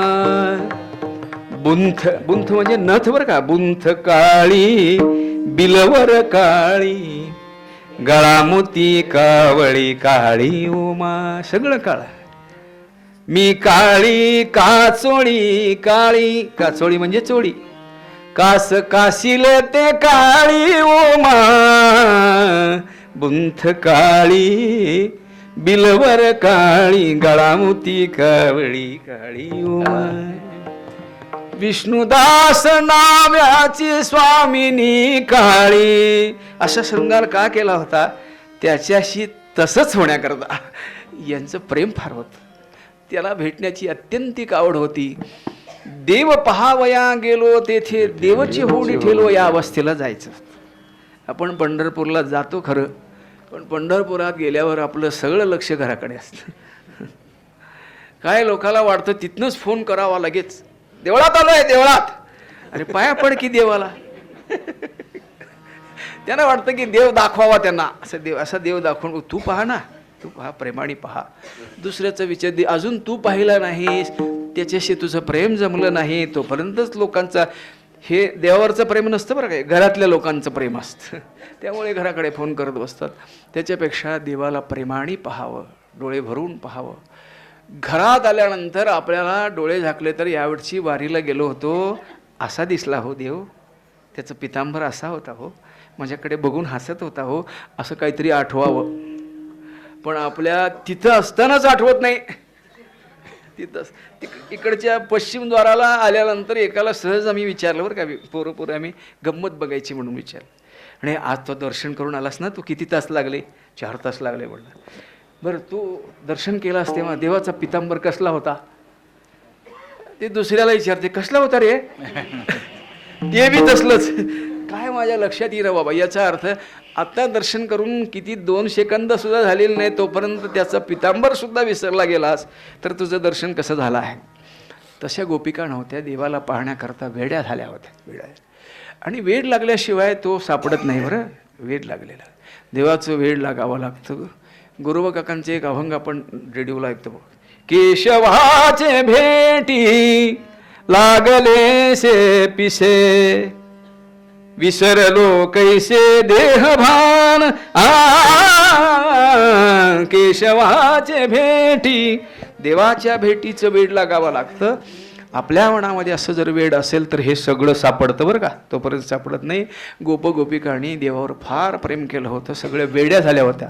विशेषत्वाने जी मुख्य गवळण आपण जिला म्हणतो राधा मैया, ती अतिशय वेडी झाली, तिला काही कळायचंच नाही. हां, ती देवाकडे जात असताना शृंगार करायची. ते कशा रीतीने शृंगार करायची? कपाळाला कुंकू लावायचं सोडून काजळ लावायची आणि डोळ्यात कुंकू भरून जायची. वेड्या झाल्या, अतिशय वेडे झाले होते. तुकोबारायांनी सुद्धा असं वेडेपण धारण केलं होतं, म्हणून देवाचं दर्शन त्यांना घडलं. मग महाराज तुम्ही म्हणणार आम्ही जर वेडे झालो तर आमच्या संसाराचं काय होणार? आपल्याला सगळ्याचं भान असतं, तेच असतं बरं का. आपण सगळ्यात शहाणे असावे असं वाटतं. अगदी बघा तुम्ही जाता जाता मी पडलो तरी निदान कोण बघितलं नाही ना ह्याच्याकडेच बघतो. याचा अर्थ आपण शहाणे आहोत असं दाखवत असतो, असंच असतं ना. पण खरं सांगू का, संतांच्या मताने आमचं जे शहाणपण आहे तेच खरं वेडेपण आहे, शहाणपणा नव्हे. आपण जे शहाणपणा आपण याला जे म्हणतो ना, आपल्याला सगळ्याला वाटत असतं घरात आम्हाला कळतंय, ते कोणाला कळत नाही. आणि सगळेजण मला मान देतात, मी शहाणा आहे घरात म्हणून हे घर चाललेलं आहे, असं पत्नीलाही वाटत असतं आणि पतीलाही वाटत असतं, सूनबाईलाही वाटत असतं आणि लहान लहान मुलांनाही वाटत असतं जे घरात असतात, मी शहाणा आहे म्हणून चाललंय सगळं असं वाटत असतं. पण हे शहाणपण नाही, हे वेडेपण आहे. याच्यावर आमचे गुरुजी असं उदाहरण द्यायचे. अगदी डबल ग्रॅज्युएट झालेले प्रोफेसर असलेले असे पती पत्नी आहेत, पण काही कारणात प्रपंच म्हटल्यावर काही कारणाने भांडण होतच. भांडणात एकमेकाला ते बोलतात, तुम्ही का बसा, तुम्हाला काय कळतंय? आणि त्याही म्हणतात तुम्ही का बसा, हो तुम्हाला काय कळत नाही. आता दोन्ही एकमेकाला काय कळत नाही, दोन्ही खुळीच की हो. शहाण कोण आहे? शहाणपणा नव्हे हा. सोपं उदाहरण सांगायचे. आपण उगीच म्हणत असतो आपल्याला काहीतरी कळतंय, या दृष्टीने आपला प्रपंच सुरू आहे आणि त्याच्यात आपण शहाणे आहोत, पण काही नाही. ज्ञानोबारायांनी स्पष्ट सांगितलं, एथ जाणीव करी तोची नेने, अथिलेपणा मिरवी तोची उडे, मी झालो ऐसे म्हणे तो काहीच नाही. मी झालो, मला कळालं असं जर म्हणाला, त्याला काहीच कळालं नाही. शहाणा कोण आहे याच्यावर तुकोबारायांचं प्रसिद्ध अभंग आहे. तुका म्हणे सोपे आहे सर्वा शहाणा तो धणी घेतो,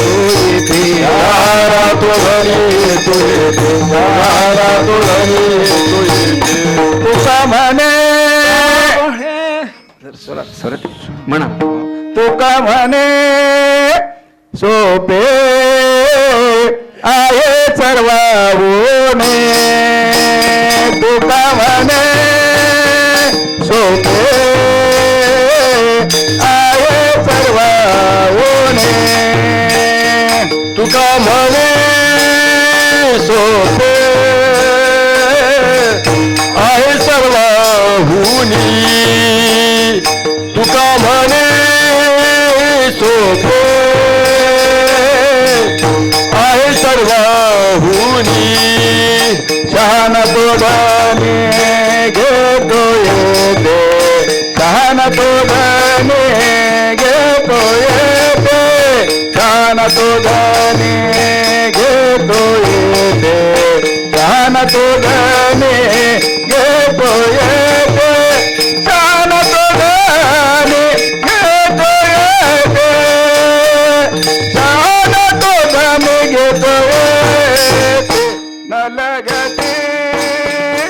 सायत जावे वनांतरा न लगते सायत जावे वनांतरा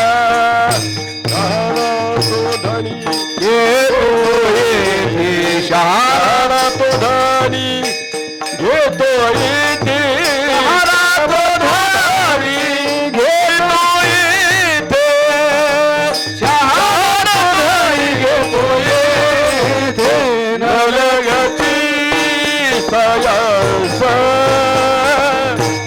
जावे वनांतरा शहाणा तो धनी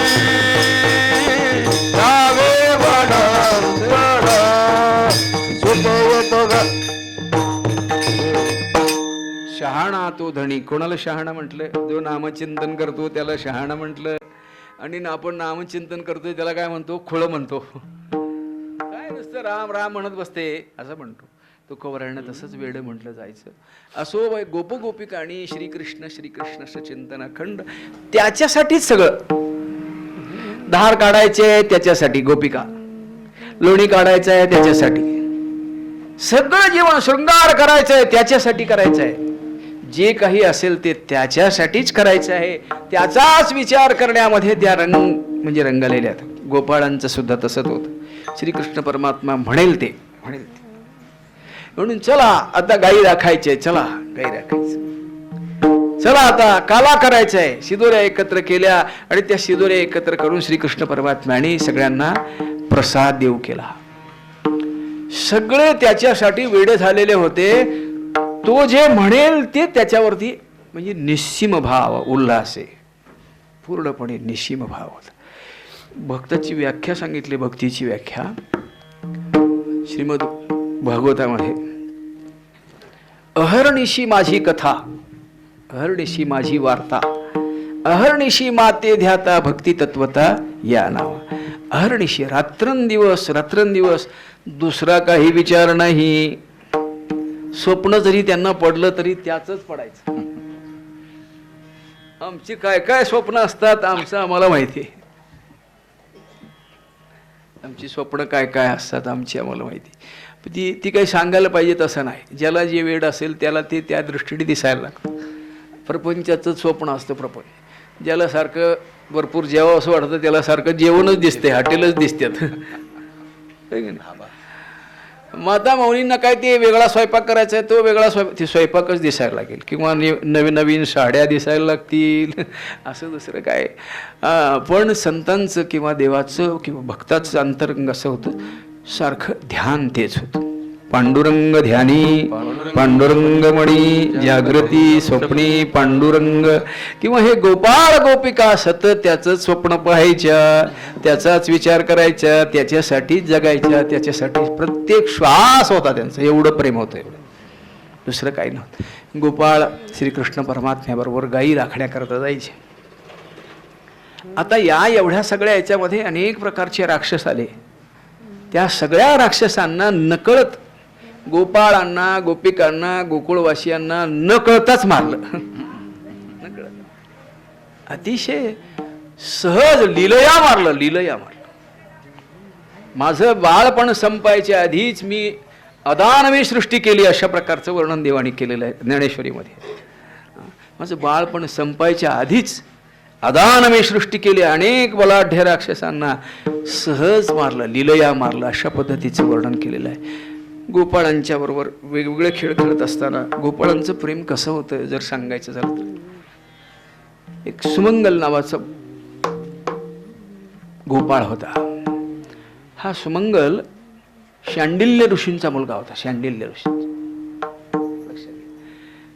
तसे याच्या गायी नव्हत्या त्या काळात. ब्राह्मणांना म्हणजे अशा प्रकारचं काही समृद्धी होती असं नाही. त्याच्याकडे गायी नव्हत्या. त्या काळात गोधन हेच धन होतं. आणि दुसरी गोष्ट सांगू का, मला म्हणजे चिंतनातून असं लक्षात येते की वागणं सगळ्यांचं असं धर्मनिष्ठ असल्यामुळे कुठल्या प्रकारची शांती घालायचं काम ब्राह्मणांकडे यायचंच नाही. अशी अवस्था होती. त्यामुळे शांडिल्य ऋषींचा हा मुलगा अतिशय गरीब अशा पद्धतीचा, सुमंगलाला.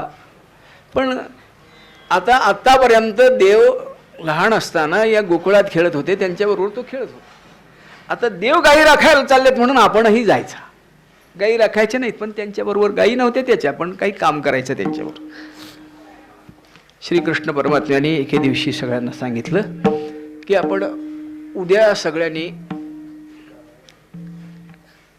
काल अजून थोडे पुढे आहे म्हणून आधीच सांग, उद्या सगळ्यांनी मिळून आपल्याला, इंग्रजी सांगू का, पार्टी करायची आहे. म्हणजे तुम्ही सगळ्यांनी जाऊन घरी सांगा की आपल्याला गोडधोड अतिशय सुंदर अशा प्रकारचं जेवण आणून सगळेजण अतिशय आनंदाने वनभोजन करणार आहोत हे सांगितलं.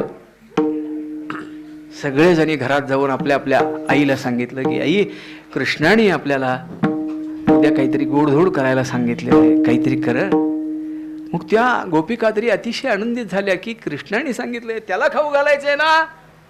मग पहाटे उठून लवकरच त्यांनी वेगवेगळ्या प्रकारचं जेवण केलं. कोणी जिलेबी करतंय, कोणी गुलाबजामुन करतंय, कोणी रबडी करतंय, कोणी बासुंदी करतंय, वेगवेगळ्या प्रकारचे गोड गोड पदार्थ असे सगळे ते त्यांनी तयार करायला लागले, करून दिलं. सुमंगलाने सुद्धा आपल्या आईला सांगितलं. आई म्हणायला लागली, बाळा माझ्या घरी काय रे, आज तरी काहीच नाही म्हणे तुला देण्याकरता, काहीच नाही. तिने पलीकडच्या घरातनं जाऊन ताक मागून आणलं. सुमंगलाने सांगितलं म्हणे काहीतरी आई न्यायलाच हवं, काहीतरी न्यायला हवं. तिने सुंदर असं ते ताक मंथन केलं, त्याला थोडंसं काही त्याच्यात मीठ काही घातलं असेल, कोथिंबीर घातली असेल, आणि त्या एका मडक्यामध्ये बांधून त्याच्याकडे दिली. घेऊन आला. सगळ्या गोपाळांची गायी राखणं वगैरे, दुपारची वेळ झाली, आता जेवायचं आहे. श्रीकृष्ण परमात्म्याने सांगितलं, कोण कोण काय काय आणलं रे बघू. सगळ्यांचे बघायला लागले. बघता बघता कोणीतरी बघ म्हणे, कृष्णा आम्ही जिलेबी आणले. जिलेबी बघितली, जरा खाऊन बघितली. आता कसं असतं, माता मौलींना ते माहिती असतं बरं का. जेवायला वाढल्यानंतर आपण केलेलं जेवण जो भोगता आहे, जेवणार आहे, त्याला कसं लागलं असेल तो चेहऱ्याकडे बघतात. त्या कधी बघतात, कधी विचारतात, कसं झालंय हो, झालंय का बरं, असं विचारावं, हे प्रेम असतो.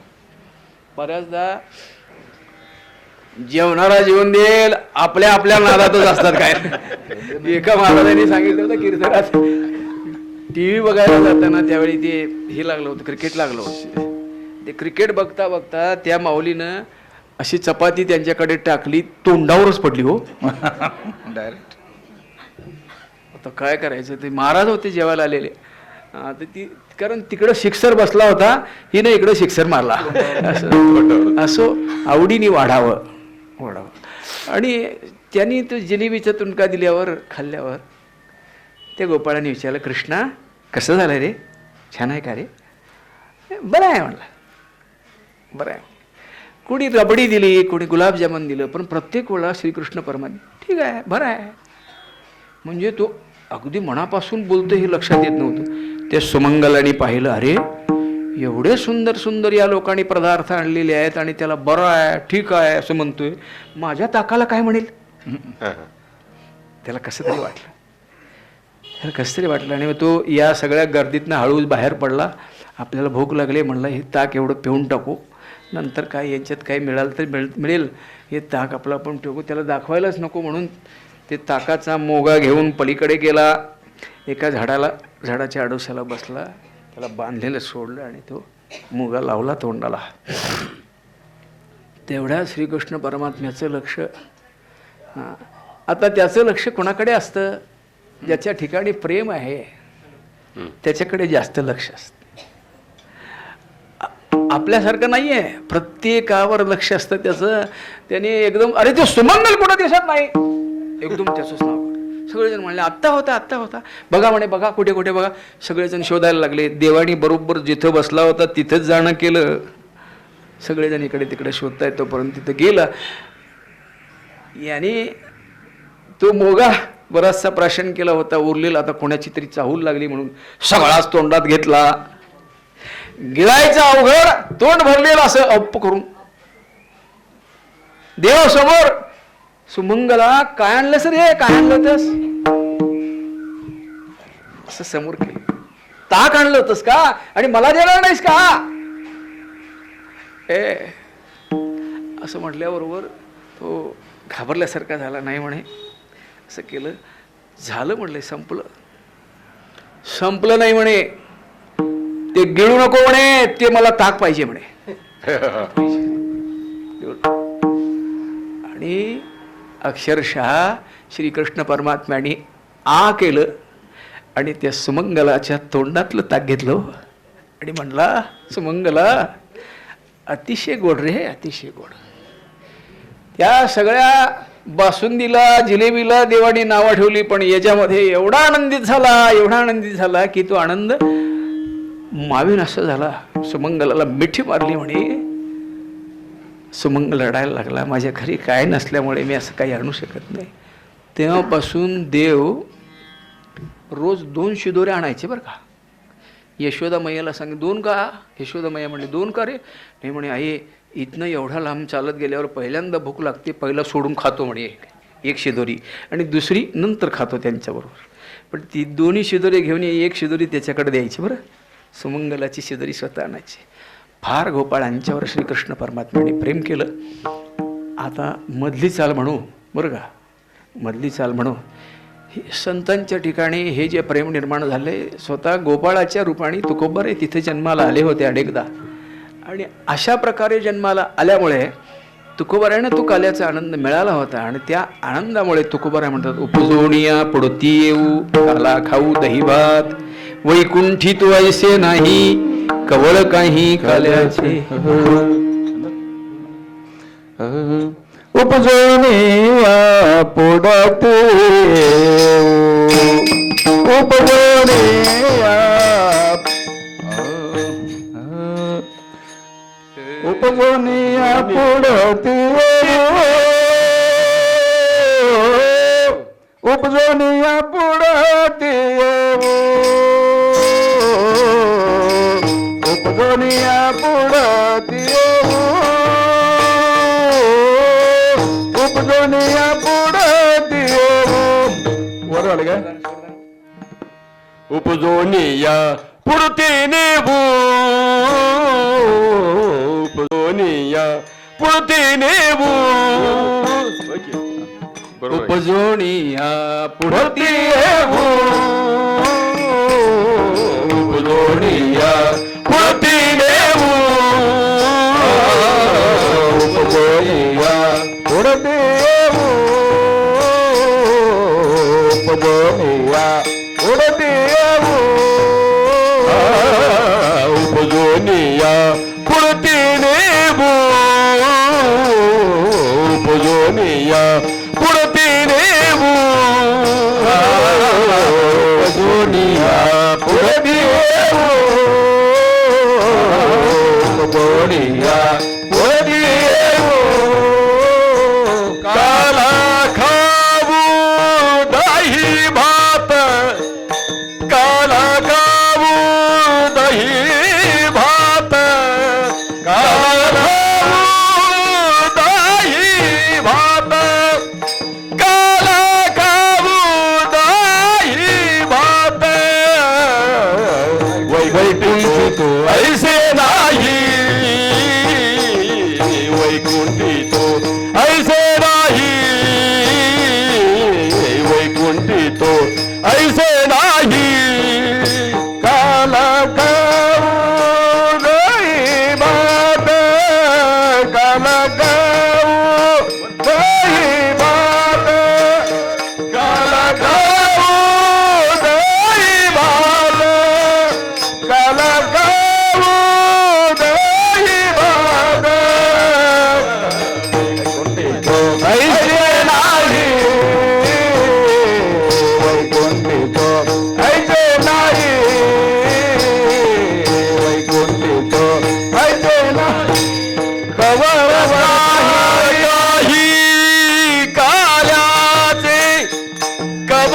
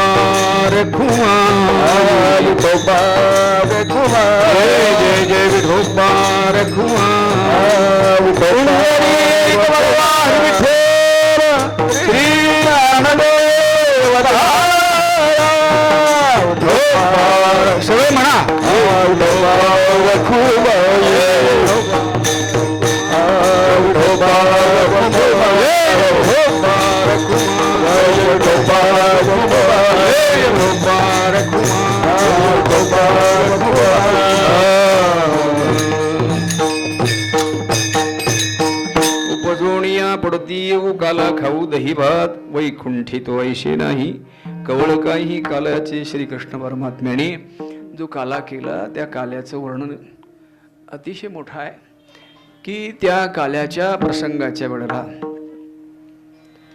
देवादिकांना इच्छा झाली की आम्हाला यातला प्रसाद मिळावा.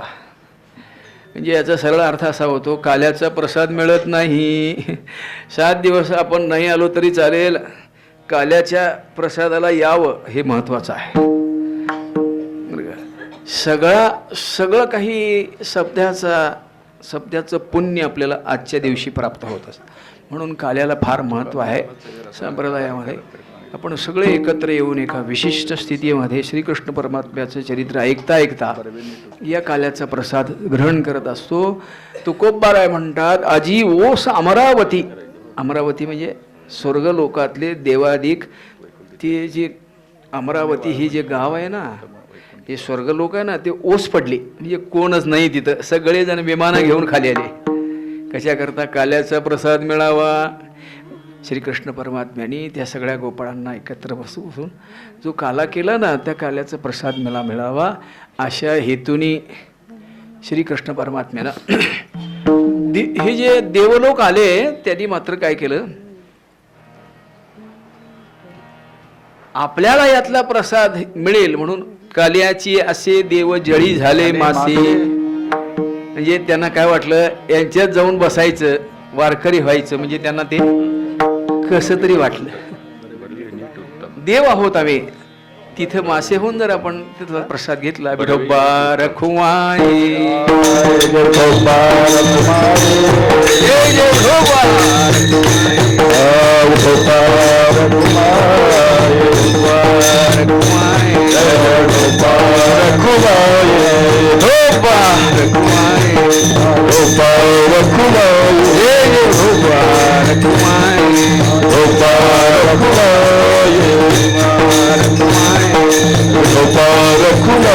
रखुमाई, विठोबा अजीव सामरावती काला पहावया येती, देव विसरती देहभाव आपुला.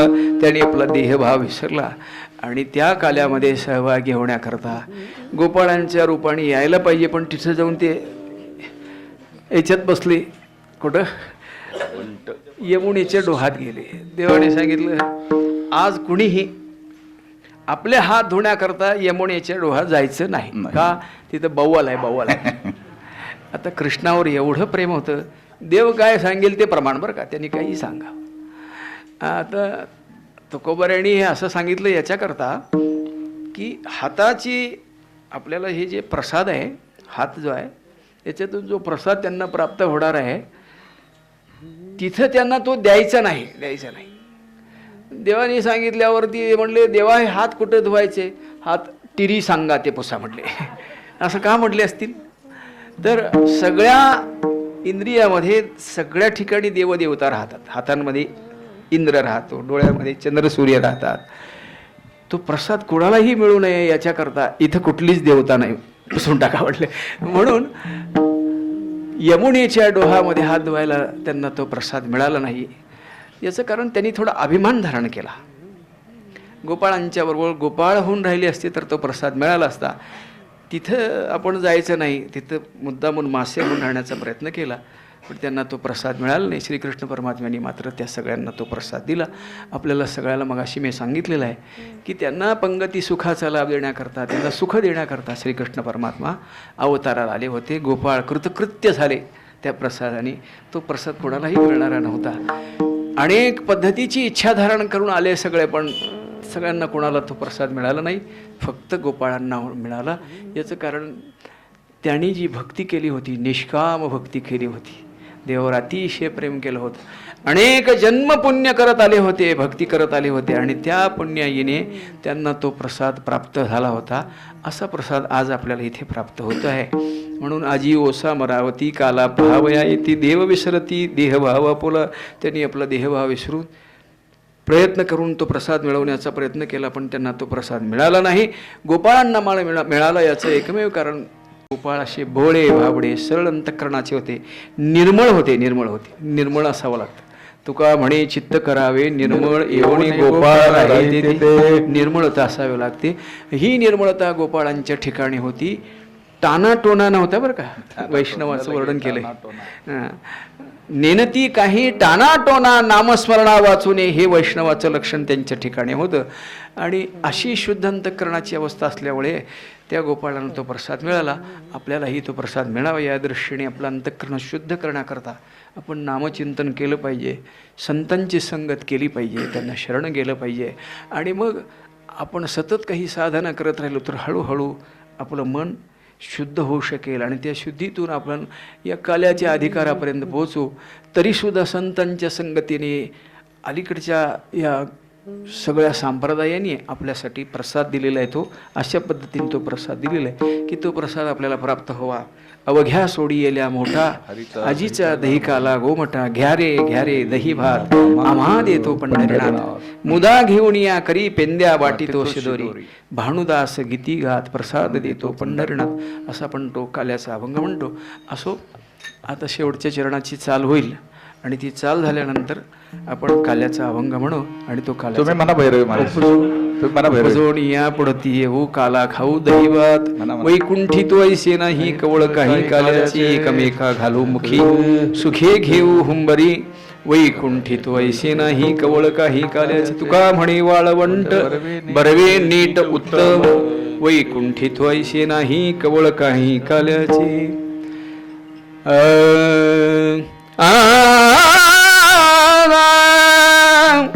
तुका म्हणे वाळवंट तुका म्हणे वाळवंट वाळवंट तुका म्हणे वाळवंट तुका म्हणे वाळवंट वाळवंट तुका म्हणे वाळवंट तुका म्हणे वाळवंट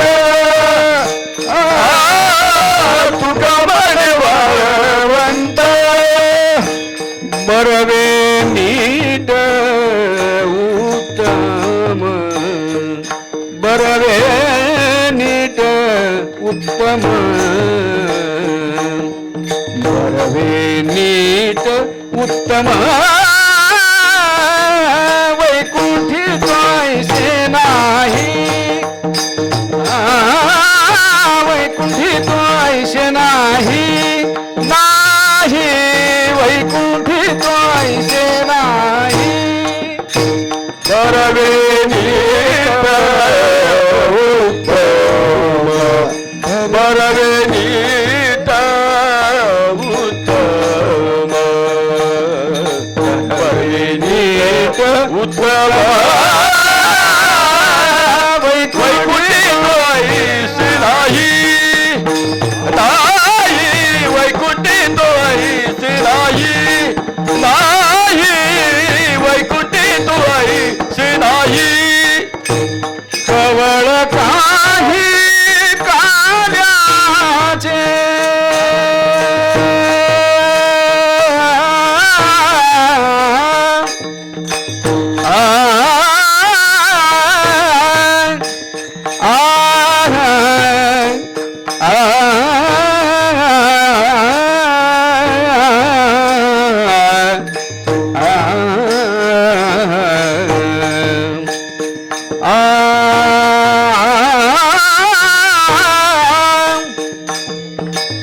कवळ काही काल्याचे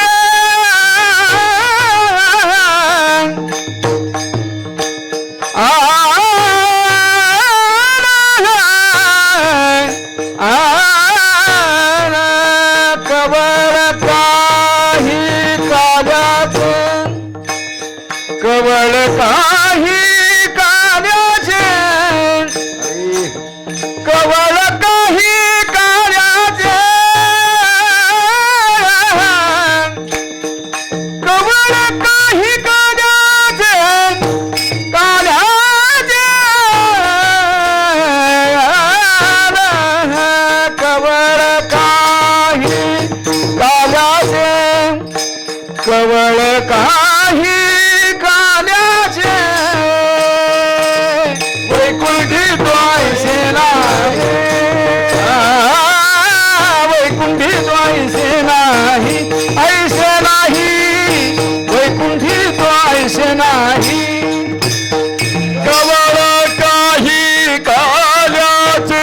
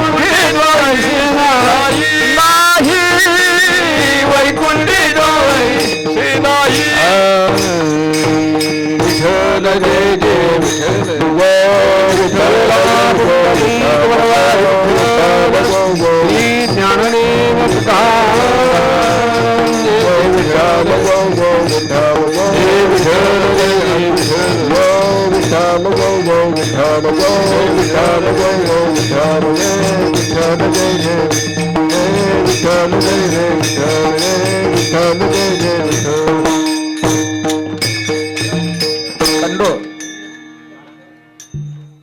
अवघ्या सोडियल्या मोठाजीचा दही काला गोमटा घ्या रे दही भात आम्हा देतो मुदा जीवनिया करी पेंद्या वाटू कौशिको घ्या रे दही भात आम्हा देतो पंढरनाथ. भानुदास गीती गात भानुदास गीती गात प्रसाद देतो पंढरीनाथ प्रसाद देतो पंढरीनाथ प्रसाद देतो पंढरीनाथ प्रसाद देतो पंढरीनाथ.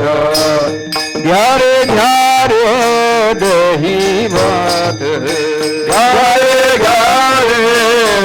दही भात आम्हा देतो पंढरीनाथ आम्हा देतो पंढरीनाथ आम्हा देतो पंढरीनाथ देतो पंढरीनाथ.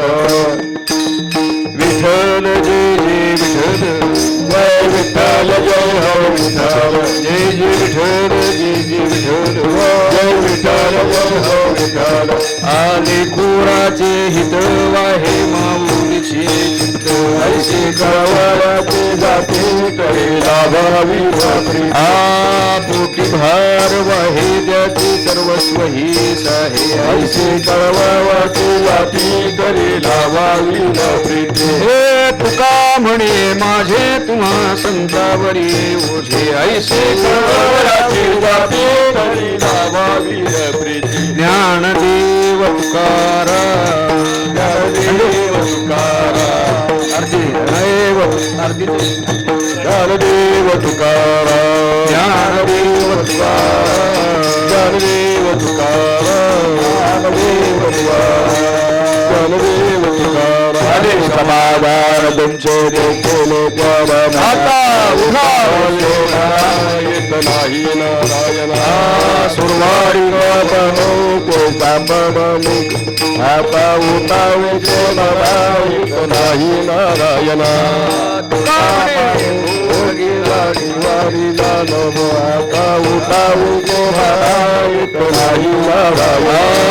करुणी आरती चक्र पाणी वाळी आय मुरारी नवत गंध गावा जीव गहा पहा हो सदा पुण्यवंत मी बाळा मुरारी नवत गंध गाला देव.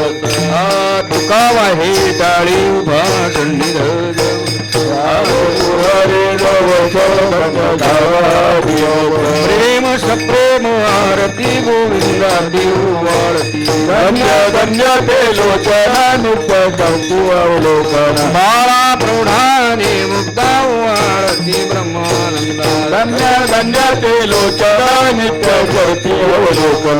नामा म्हणे केशवा ते करुणी राहिलो तटस्थे धन्य धन्य ते लोचना नित्य करती अवलोकन. आरती ज्ञान राजा कैवल्य तेजा देव साधु संत मनोविधिला माझा ज्ञान राजा. लोपले ज्ञान जगी हितडेण त्रिकोणी अवतार पांडुरंग नाव ठेवली ज्ञानी आरती ज्ञान राजा. महाकैवल्य तेजा सिद्धी साधु संत म्हणून वेधला माझा आरती ज्ञान राजा. हे प्रगट हे विश्व ब्रह्माची ठेले राम जनार्दने मस्तकाचे ठेले आरती ज्ञान राजा. महाकैवल्य तेजा सिद्धी साधु संत म्हणून वेधला माझा आरती ज्ञान राजा.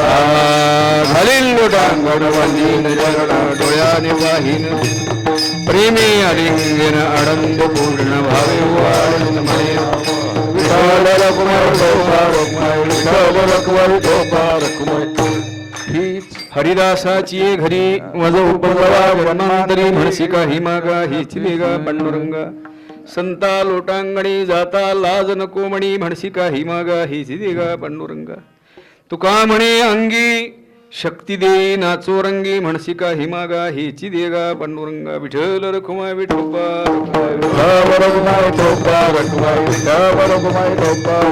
मागणे ते कृती आहे देशश्री पाहे पांडुरंगा या संतांचे निर्वी हेच मजले अनेक तुझे काय नमागो भजते पायी संतांच्या ज्ञानदेव तुकाराम ज्ञानदेव तुकाराम ज्ञानदेव तुकाराम ज्ञानदेव तुकाराम देव तुकाराम ज्ञानदेव तुकाराम तुकाराम तुकाराम तुकाराम तुकाराम मुरारी गौरी हरिविठ्ठल श्री ज्ञानदेव तुकाराम चिंतन